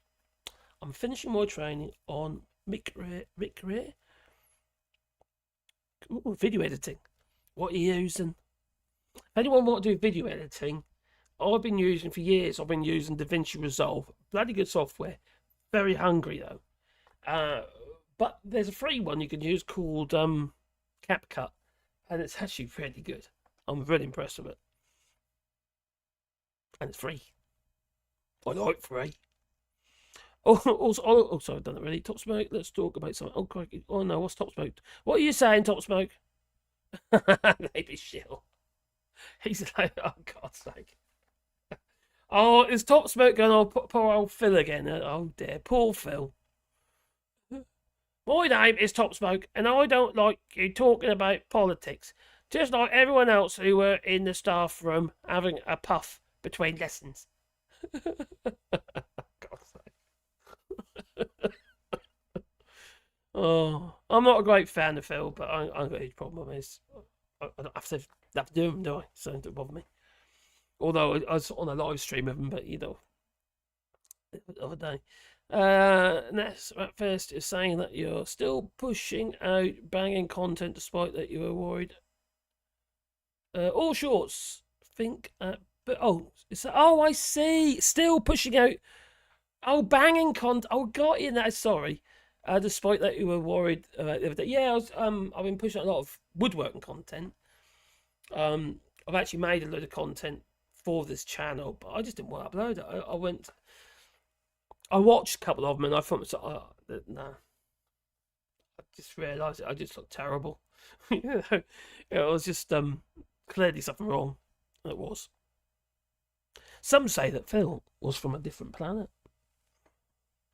Is that right, Ruth? Behind me? I won't be surprised. There once was a jolly captain who wished nothing more than to relive his voyages and walk along the seashore. Ooh, over the seashells at seashore. With the swinging on his chair. What? Me? I can't help it. Do you talk about me? Hello, my name is Phil, and do you honestly earn over 10 grand a month? 10 grand a month on that channel. If I do to the keys, you know, but it's not bad, is it? Just on the videos. My secondary school teacher said I had learning difficulties. Doctors later worked out I was a stupid kid. Nice, Kevin. Good try. I like that. Oh, probably happened to me. I really struggled at school. My head was not. I was just all over the place. I was easily distracted. I probably got some sort of learning difficulty. And it wasn't until I got a little bit older I realised, things started clicking into place for me, and I started learning. But you got to catch up, and you never catch up fully, do you? So I did basically most of my education I did once I left school, and because I wanted to do it, which I think it was I think that was the biggest thing really about the most important. You got to want it. And what we noticed when I was doing my degree course, all the young students that were there was like they behaved in a way as like they had to be there. They didn't really want to be. They didn't have their soul in it. A couple of them did, but the more mature students that were there, most of them were there because they wanted to be there. You know, they were giving something up, and they had to pay as well. So, is that to it? Different policies in different schools and attitudes of senior team can make a massive difference, almost definitely. And I thought rural schools, I do a lot of contracting for schools, what have you, and they're always the most pleasant places. The staff, you could just tell the staff are so much happier, you know. And when you start working in them city or rural schools and what have you, whether it be primary or secondary,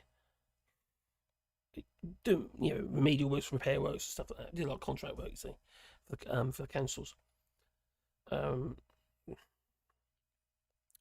it's just a different ballgame. They were stressed, you know, and the work environment was not the same. It just wasn't.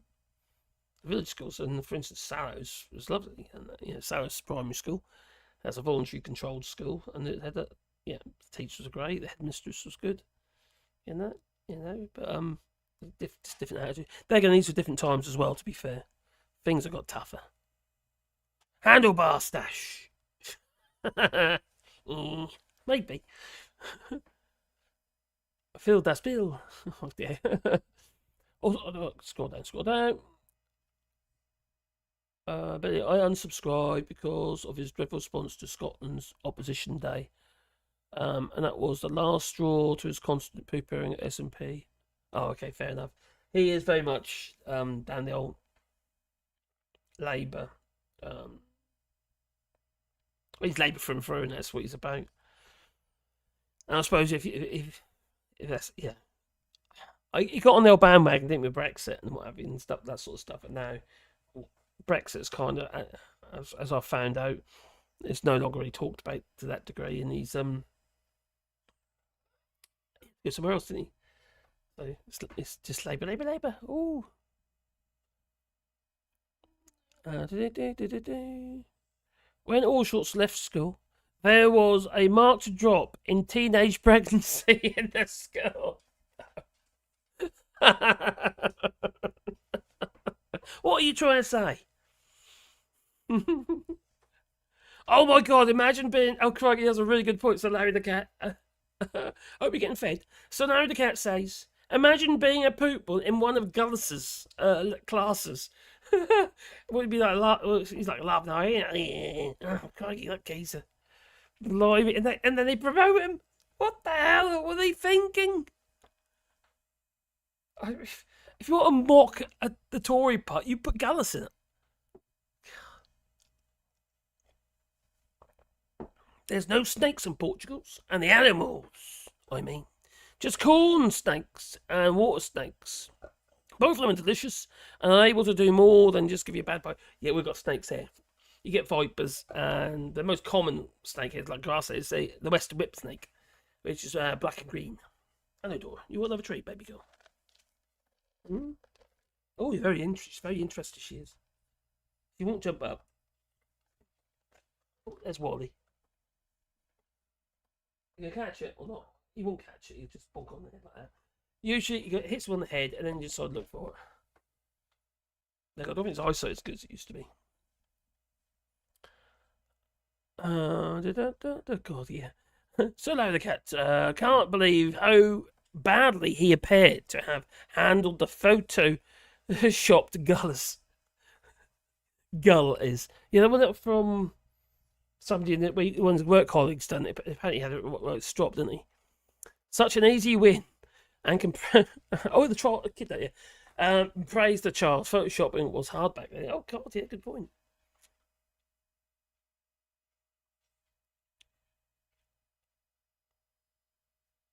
Mad Bunk.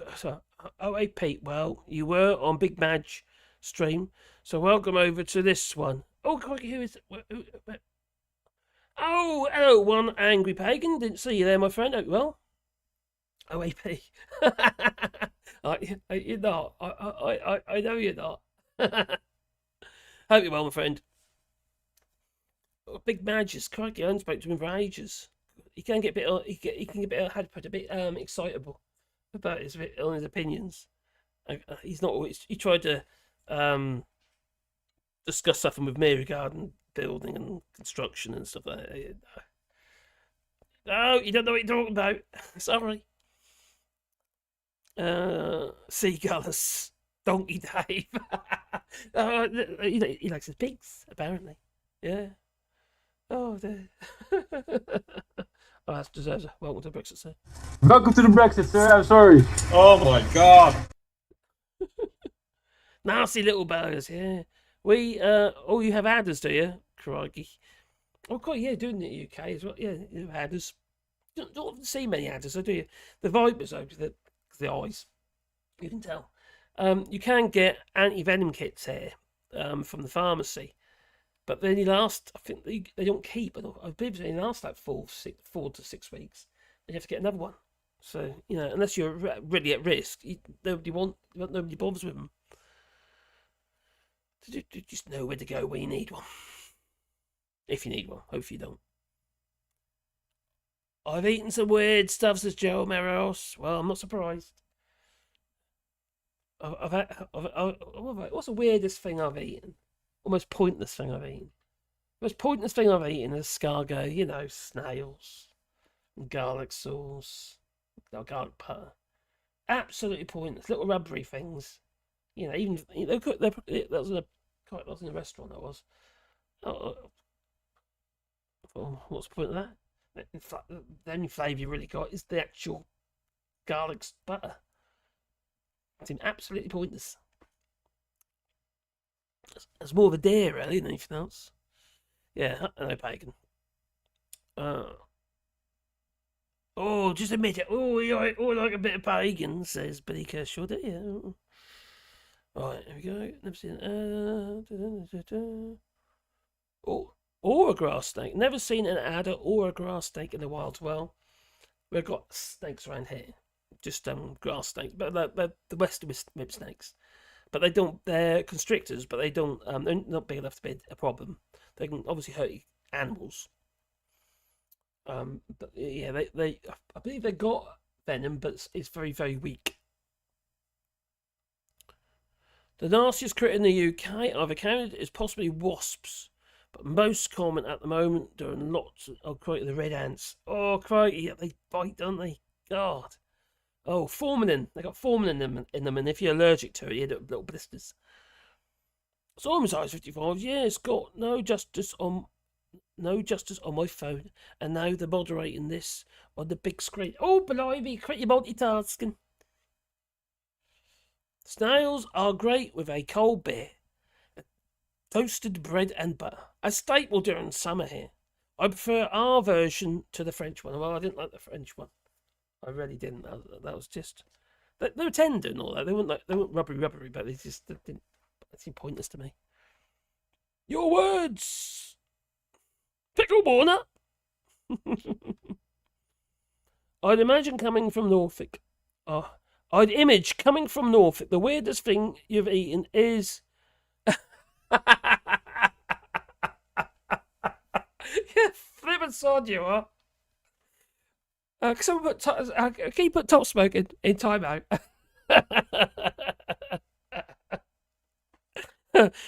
I'd imagine, coming from Norfolk, the weirdest thing you've eaten is... Insert family member here. Are you trying to say we're all inbred? Possibly. I don't know. Blimey. Yeah, Asian hornets. Well, we haven't seen the hornets just yet. The wasps are in full flow here in France, but the hornets aren't that busy. We haven't seen them yet, but got to do my best to get rid of them this year, or not get rid of them, but try and they destroy our apples on the apple trees. Absolutely destroy them in no time. That's a shame. And they kill the bees, which isn't great either. Quite fascinated to watch them because they kind of curl themselves around, like sort of horrible. Sort of dangling in a tree with flipping its prey. Oh, horrible things. Yeah, like a cat in the giant hawk. That's how big they are. These, yeah. Yeah, someone cares, suddenly. Top smoke, you're a naughty boy. You're a very naughty boy. My ex-stepdad's arm swelled up to double its size when he got bit by an adder. I've never been bit by an adder, but a friend of mine's arm swelled up double its size, and that was from diesel bug. Yeah, diesel bug. What is there's a bug you can get in diesel. It's diesel foam, and it's something lives in it basically, and it's got. Crikey, I say mate, when he mate he was somebody who used to work for. I forgot his name. And Adam. No, I'll come to him in a minute. Begins V. A name begins V. Anyway, it's one of the Gott's family in Norfolk. Anyway, his arm swelled up like that. It just he got diesel bug, so he got basically blood poison from the diesel. And diesel bug can cause your diesel to foam. And I've had that. When I had my old boat, my affair, come across Braden Water in Norfolk, and because the tank was quite a flat tank in the bilges, I hadn't used the boat for over the winter. Well, I hadn't run it. I didn't winterize it properly, and basically the diesel foamed, and of course because it's a bug, and I had to. It broke down in the middle of Braden Water, and there I was drifting. Luckily, a boat came along and towed me for about couple of miles. Well, I took it off the fuel filters and managed to pump the fuel through and got it going again. That's pretty bad diesel. Diesel's easy to work on. Plus, it's a boat, so you can get all the way around the engine. So that was one of the things. It's a bird, it's a plane. No, it's incest, man. He's still going on about. You got to think about this, ain't you? It's top smoke. They say the same about the French here in the limousine, Maybe that's why I like it here. I don't know.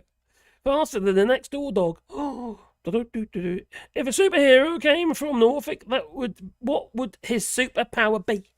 Faster than the next door dog. More powerful than the raging chipper. God's sake. Oh. Ooh, diesel bugs are nasty, they are. Take away the pain, but leave the swelling. Lovely. Is it birds of pain? No, it's incest, man. No, non-aggressive little. Sorry, snakes are non-aggressive. Smaller in number, are we? But larger in mind. Oh.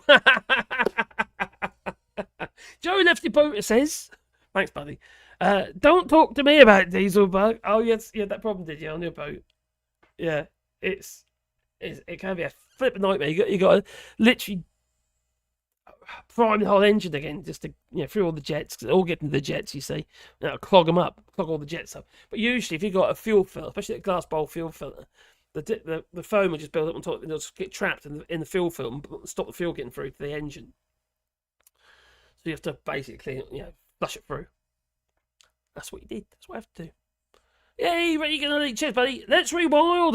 Yeah, we're doing rewilding here in France. You might know already because I've said it enough times, but we are. And I'm going to be making a new video soon involving Monsieur Patrol. Yeah, need to get away from all this negativity. Let's do something crazy.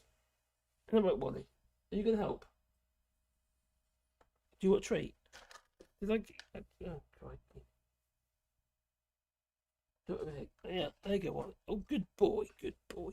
He'll be 15 soon. 15! There you go. You as well, Dora. Ginger says, a wasp got me last summer. It hurt big time and left a huge mark that itched. Wasn't anything like, was it the Huguenots? Whatever his name is. Something in the Huguenots of the giant wasp thing. Remember that? Very old film, I know. Oh, I'll watch it now. Crikey. I really want to watch it now. Something in the Huguenots. The Huguenots? Jason. Argonauts. Jason and the Huguenots. I'm thinking of Nigel Farage. Oh, that got me. Only 157 litres of fuel gone. Oh, blimey. You can put an additive in. Once you get the foam off and put the additive in, you can stop it from the bug from basically kill the bug. It's usually what happens is when you've got shallow fuel tanks and you have a large surface area, in the fuel tank, and the humidity gets in there. And, yeah. Most modern fuels has an additive. Let me just allow my dogs to go and have a wee. Doggy, do you want to go outside?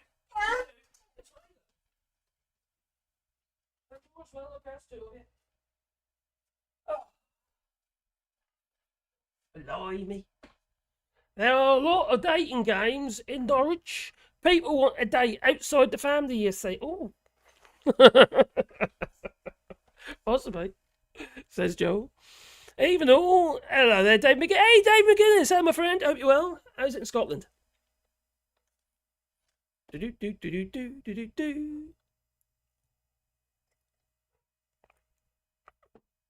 There's a really good bug and spider YouTube channel called My Wild Backyard. An American, on one of his live streams, he said that he was going to take a trip to the UK, as we have insects and spiders he's never seen. Oh, that's interesting. They're not smaller, probably. Well, it's like here, just in my house today, I must have seen 20, 25 little lizards today. They're only little ones, you know. Sometimes they haven't got a tail because the cat's got them, and they kind of release the tail. The whole back end goes, and then they grow a new one. Crazy, isn't it? Nature's amazing. Yeah, hope you're doing well, my friend. I was playing on the street, and they were killing bees. One of them got annoyed and attacked my legs. Big trouble. So ever since leave the bees alone. Yeah, do that. Leave the bees. Bees are good. We don't. Yeah, don't kill bees. We need the bees. Desperately need the bees. In the UK, they're killing the bees anyway with the flipping pesticides, since, you know, and they're not abiding by EU. Oh yeah, by the way, apparently, the UK's have to abide by many of the EU rules. It was in a recent article, which I don't know if I got it here. I got it here. What's that one? New Brexit checks will cause food shortages in the UK. Well, that's another lovely story. Shall I share that lovely story with you? And positive stuff in it, eh? What do you reckon? Lovely. Oh, there it is. New Brexit checks will cause food shortages in the UK. We have heard it so many times, and it kind of happens, and it doesn't, and it does, and it doesn't. Yeah. Unfortunately, where's the food? What direction the food travelling? Well, if those farmers keep them set up their land and putting solar panels everywhere, yeah, you like solar panels, mate. But put them on the roofs instead of industrial buildings. That kind of makes sense, doesn't it? So, Minister's decision to impose Brexit import checks on the 30th of April will lead to shortages of some foods, flowers, and herbs. Industry leaders have warned. Ooh. And in the week after the government was accused of blindsiding the British food industry by giving 27 days notice that every consignment of items such as blah blah blah blah blah blah blah was going for the 145 quid slapped on the top. See, some exporters don't make enough money, so it's like, is it worth it? It's just top up income. Is it worth it? If their profit margins are diminished, they're going to say no, it's not, aren't they? But they say some EU exporters have already. Oh, okay. Some EU exporters, pesky EU exporters, have already decided they have had enough of British red tape and are either pausing supply operations or giving up completely. Now, I've heard the saying here, it isn't worth a candle, en français. What's candle in French? No, I didn't know. Food wholesalers and trade associations have told Observer of suppliers in EU countries who are already looking at other markets instead of the UK. It's been happening. It'll be less choice. Well, there you go. Welcome to the Brexit, sir. Yeah. Still lots to learn, you have. Oh, crikey. They'll never learn. No. Unfortunately. The butcher's chairs. Don't you like it? Do you like my butcher's apron? God's sake. It was several Yeah, was it 200 years ago? It was a long while ago, wasn't it? Cover up. It's a very comfortable chair. That's why I bought it. It had nothing to do with the Union Jack on it. Quite funny, really. I get along better with animals. And I'm probably the same, to be honest. I love my animals. I really do. Oh my God! Speak of the devil, you know what's to come in. The little wee Dora. About 5 minutes later. Yeah, come on in. Not going that way. Going this way. I turned it around. See that? Do that for you. Yeah, so you have to look at it. You try. You yawned. I'm tired. I should back in, really, shouldn't I? EU citizen, good evening to you too, my friend. I hope you're well. We've been talking lots of stupid stuff that's going on in the UK, and it's just daft. And now the government likes to, change their mind. One minute they do one thing because they think they're going to get away with it, then they have to backtrack because they realise, hang on, this don't look good. They're not going to get in anyway, so they're going to be lucky. They've got like 90 seats if they're lucky. People still vote for them. The Candle. No, it's not Candle. Boogie. The Boogie is Candle. Is it Boogie or Bougie? It'll be Boogie. You wouldn't pronounce the E, would you? Is it Boogie? Booger? Oh, I know. Bougie.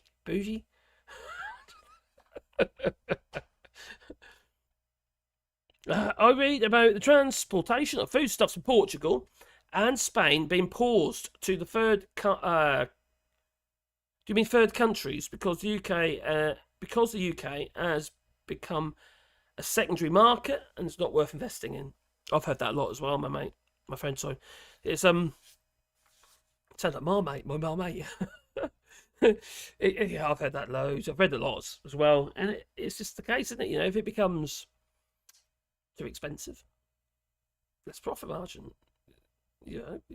Where's your safety net? You need the cream. That was in there. So, Grant Sloan, a little while ago now, but he said, I so love birdsong, especially when the sun's coming up. I do as well. I was sitting out there when I was recording that video on, was it Friday I did that? Was it Friday?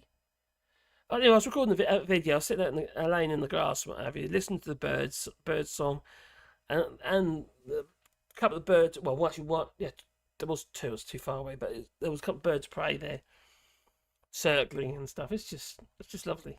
So, although I was kind of feeling down last week, I've got to pick myself up and say, "Hang on, look at this," especially the sun's coming out. And it is out. It's been fantastic weather recently. And it just picks you up. Just from being like, bit like that. Top Smoke says the Aberdonians get on well with animals too. Their team got second prize in the Lamb Debauchery World Championship in Cardiff last year. Ooh, okay, debauchery. Okay. Have you tried?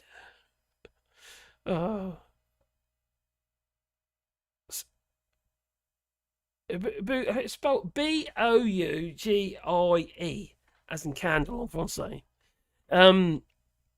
Spark plugs are called the same thing. Boogie or bougie, I don't know. I still think the Conservatives will have maybe 120, maybe 150 seats come the results of the next general election. I think that's going to depend on Angela Rayner.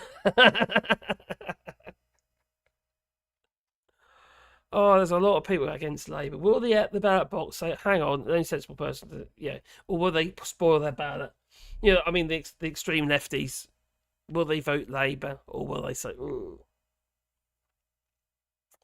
It's a difficult one and it's hard to say. Third companies instead of the main company waste money and they pass the business for a cost to the third smaller and less professional companies that do it cheaper. Oh, and not as good. I see what you mean.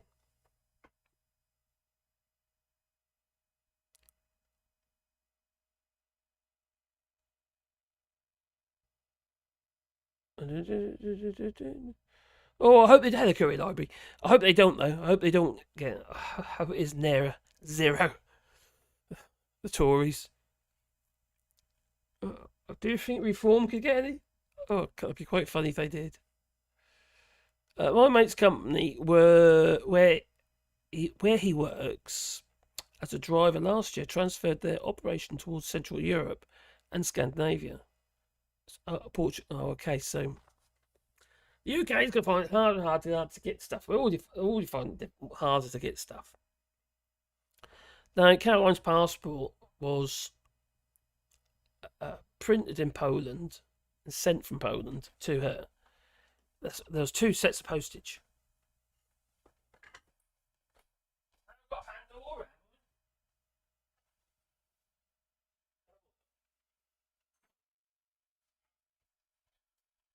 My Wally put himself to bed. I think he has. He's deserted me. I've still got Pandora though. There we go. There we go. Oh, I dropped it. I accidentally rolled my chair over Wally earlier today. It's by my chair. I didn't realise. Just before the live stream, I felt very guilty. There we go. Yes. Oh, soft G. Oh, okay, Boogie. So it'd be a boogie? Boogie? Not bougie. Boogie. Okay. So more time delays, yes, more flow interruptions and less guarantees. Yeah, because it'll be smaller companies. Simon says 30 subs. 30 subs? Oh, 30,000 subs. I've got 30, yeah. Oh, crikey. The channel has done so bad. I mean, understandably so, because I haven't put enough videos up. But that's one of the biggest problems with this type of channel, is that if you don't get your views in the first few, in fact, I've lost a couple more. If you don't get the views in the first few days, well, then you're again. The video, whatever video you make, will just die a death. So ideally, you want something a little more searchable, has some longevity. Unfortunately, these sort of videos don't. But my Wally Bar channel is totally different. If I put a video up, I won't get the amount of views I get on this channel early on, but it can pick up and it steadily grow. They steadily grow over a long period of time. I've got a video on there that's telling these over 5 million views. It's ridiculous. Only one though. I didn't make a habit of it, unfortunately. Dear me. Yeah, my video I did when I was laying in the grass just did well. It's done 2.6. It's okay for me. You know, I don't normally do very well on my videos. So yeah, I actually at one point it's gone to -9 subscribers in 28 days, and it was the other day until I made that video. It was minus 27. That's it, 27. I was down 27 subscribers. So anyway, again, I lost more. So it's just, I know the subscribers is a vanity metric, but it's a signal hunter. That's what it is, just a signal. So yeah, just one thing. So nuts. But where was I? I've been with Mad Monk. Oh, big with Madge since. That's an old joke. Oh, crikey. Champion. Cool beans. My love of animals is purely down to me, Mum, shutting me up with Steve Irwin as a child. So you can imagine. Oh, I'm like in the. Did you get right in there, dear? Did you get stung by a stingray or something? Was that Steve Irwin? Angela and her boots. Oh, and her golden locks. Oh, blimey. I learned how to identify, but oh, she had you know what I wish she didn't do? She had the boob job. I wish she did. I hate boob jobs. Anything like that. I like. I don't get it. Can I have a rant? I keep getting in my feed on YouTube Shorts and TikTok Scantily clad women with an axe. Seriously. Chopping wood. Oh, the other day I had a girl with big fake boobs. Fake, that's what it was, it's fine. But fake boobs on a table saw. It's all she had on, the bikini. Anyway, I know for a while, been there, done that, operated table saws without clothes on, and it stings. You get hit with sawdust, and it stings. So she's pushing wood through. She's got his air defenders on and a hard hat. Safety specs. It's ridiculous. And fake boobs. God's sake. This is too much of it. I don't understand. It's just apps. Oh, crikey. I should be a monk.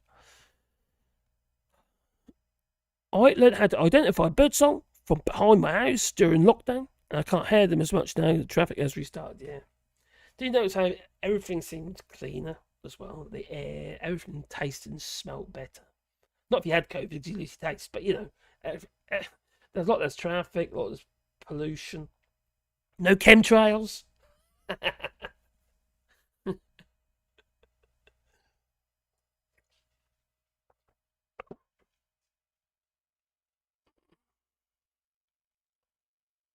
Right. You know what? I'm getting towards 3 hours. That's ridiculous. I hope that's got me to do Marcus hour, because that's daft. Anyway, I am going to call it a night now. And I want to thank everybody for your support. And I know I was thanking the people earlier, but it is very kind that people have been supporting the channel and just moral support as well. You know, moral support? Morale. Morale. Oh, I don't know, whatever you call it. When you find, I was finding it a bit hard, and people were very, very kind. So I do appreciate it, I really do. But at the end of the day, I've got to be realistic and do what I can do. And, yeah, I will carry on making videos. But I'm probably going to be changing the style a little bit. I wouldn't be a style before. I just get excited about stuff. I need to measure myself, not my height or my width, because then I cry. But I mean, as in be more measured with the way I'm presenting my video. I need to calm down. I really do. I've got to calm down, because I make myself like a bit. But I get so tense, and then I get excited, and it's almost.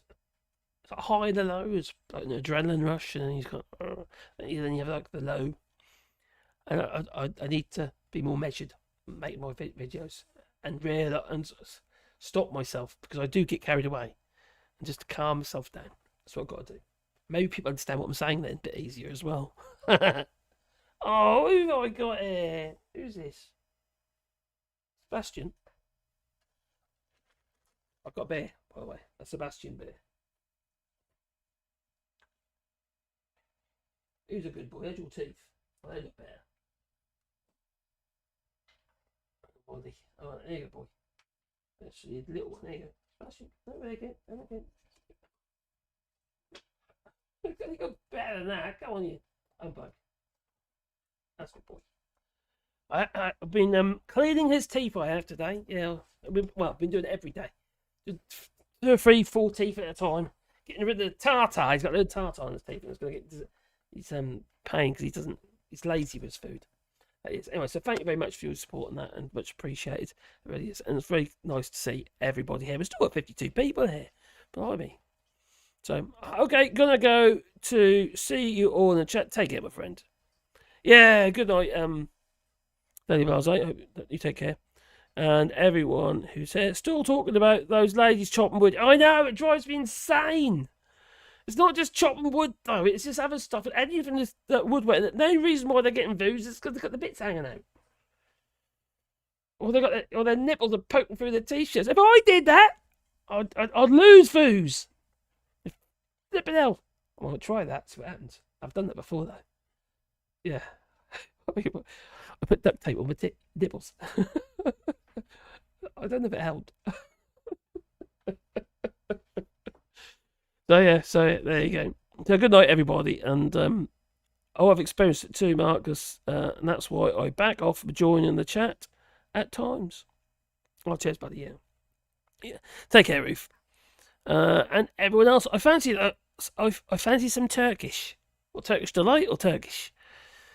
You can't have a whole one, no.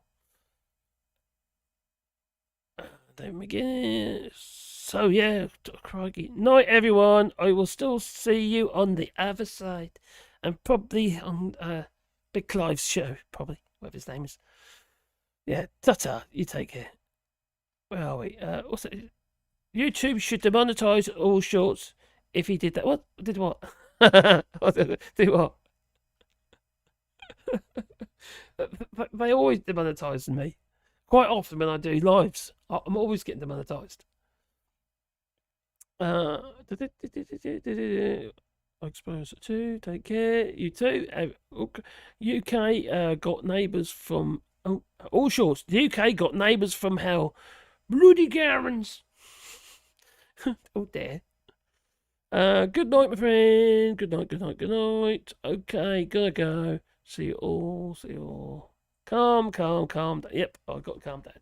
That I have. Anyway, thank you very much for joining us. What should I leave you with? Oh, crikey. Eeny, meeny, miny, mo. Chinese kid is on the toe. No. Not Chinese kid. Done that. Been there, done that. Eeny, meeny, miny, mo. Oh, crikey. Some crazy people. Oh, I haven't done this yet. In December, I'll be in Beijing, opening up new pork markets. Oh, pork markets. Oh, do you like the pork markets? So does David Cameron. Yeah, he gets to have a lot of pork, apparently. He likes the gammon that he does. Kipper. This kipper, which has been presented to me just now by the editor of a national newspaper, who received it from a kipper smoker in the Isle of Man, who is utterly furious because after decades of sending kippers like this through the post, he has had his costs massively increased by Brussels bureaucrats who have insisted that each kipper must be accompanied by a plastic ice pillow. Pointless, expensive, environmentally damaging elfin safety. The case described by Mr. Johnson falls outside the scope of the EU legislation, and it's purely a UK national competence. Toodaloo, and have a lovely week. Are you still there? Oh yeah, really? Oh. Handled Brexit hasn't been a triumph. It isn't that Brexit hasn't been a triumph, it's that how we have handled Brexit hasn't been a triumph. It isn't that... Really, Widders? Blimey. You haven't come up with any solutions yet, though, have you? No. Silly people. Well, you know how it is. Eat on all the bread or not? Yeah. Yeah? Okay, then we take them off. I'm sorry. Yeah. Okay, can I take off the meat and you leave me the bread? No, everything will be confiscated. Welcome to the Brexit, sir. I'm sorry. Oh my... Toodaloo.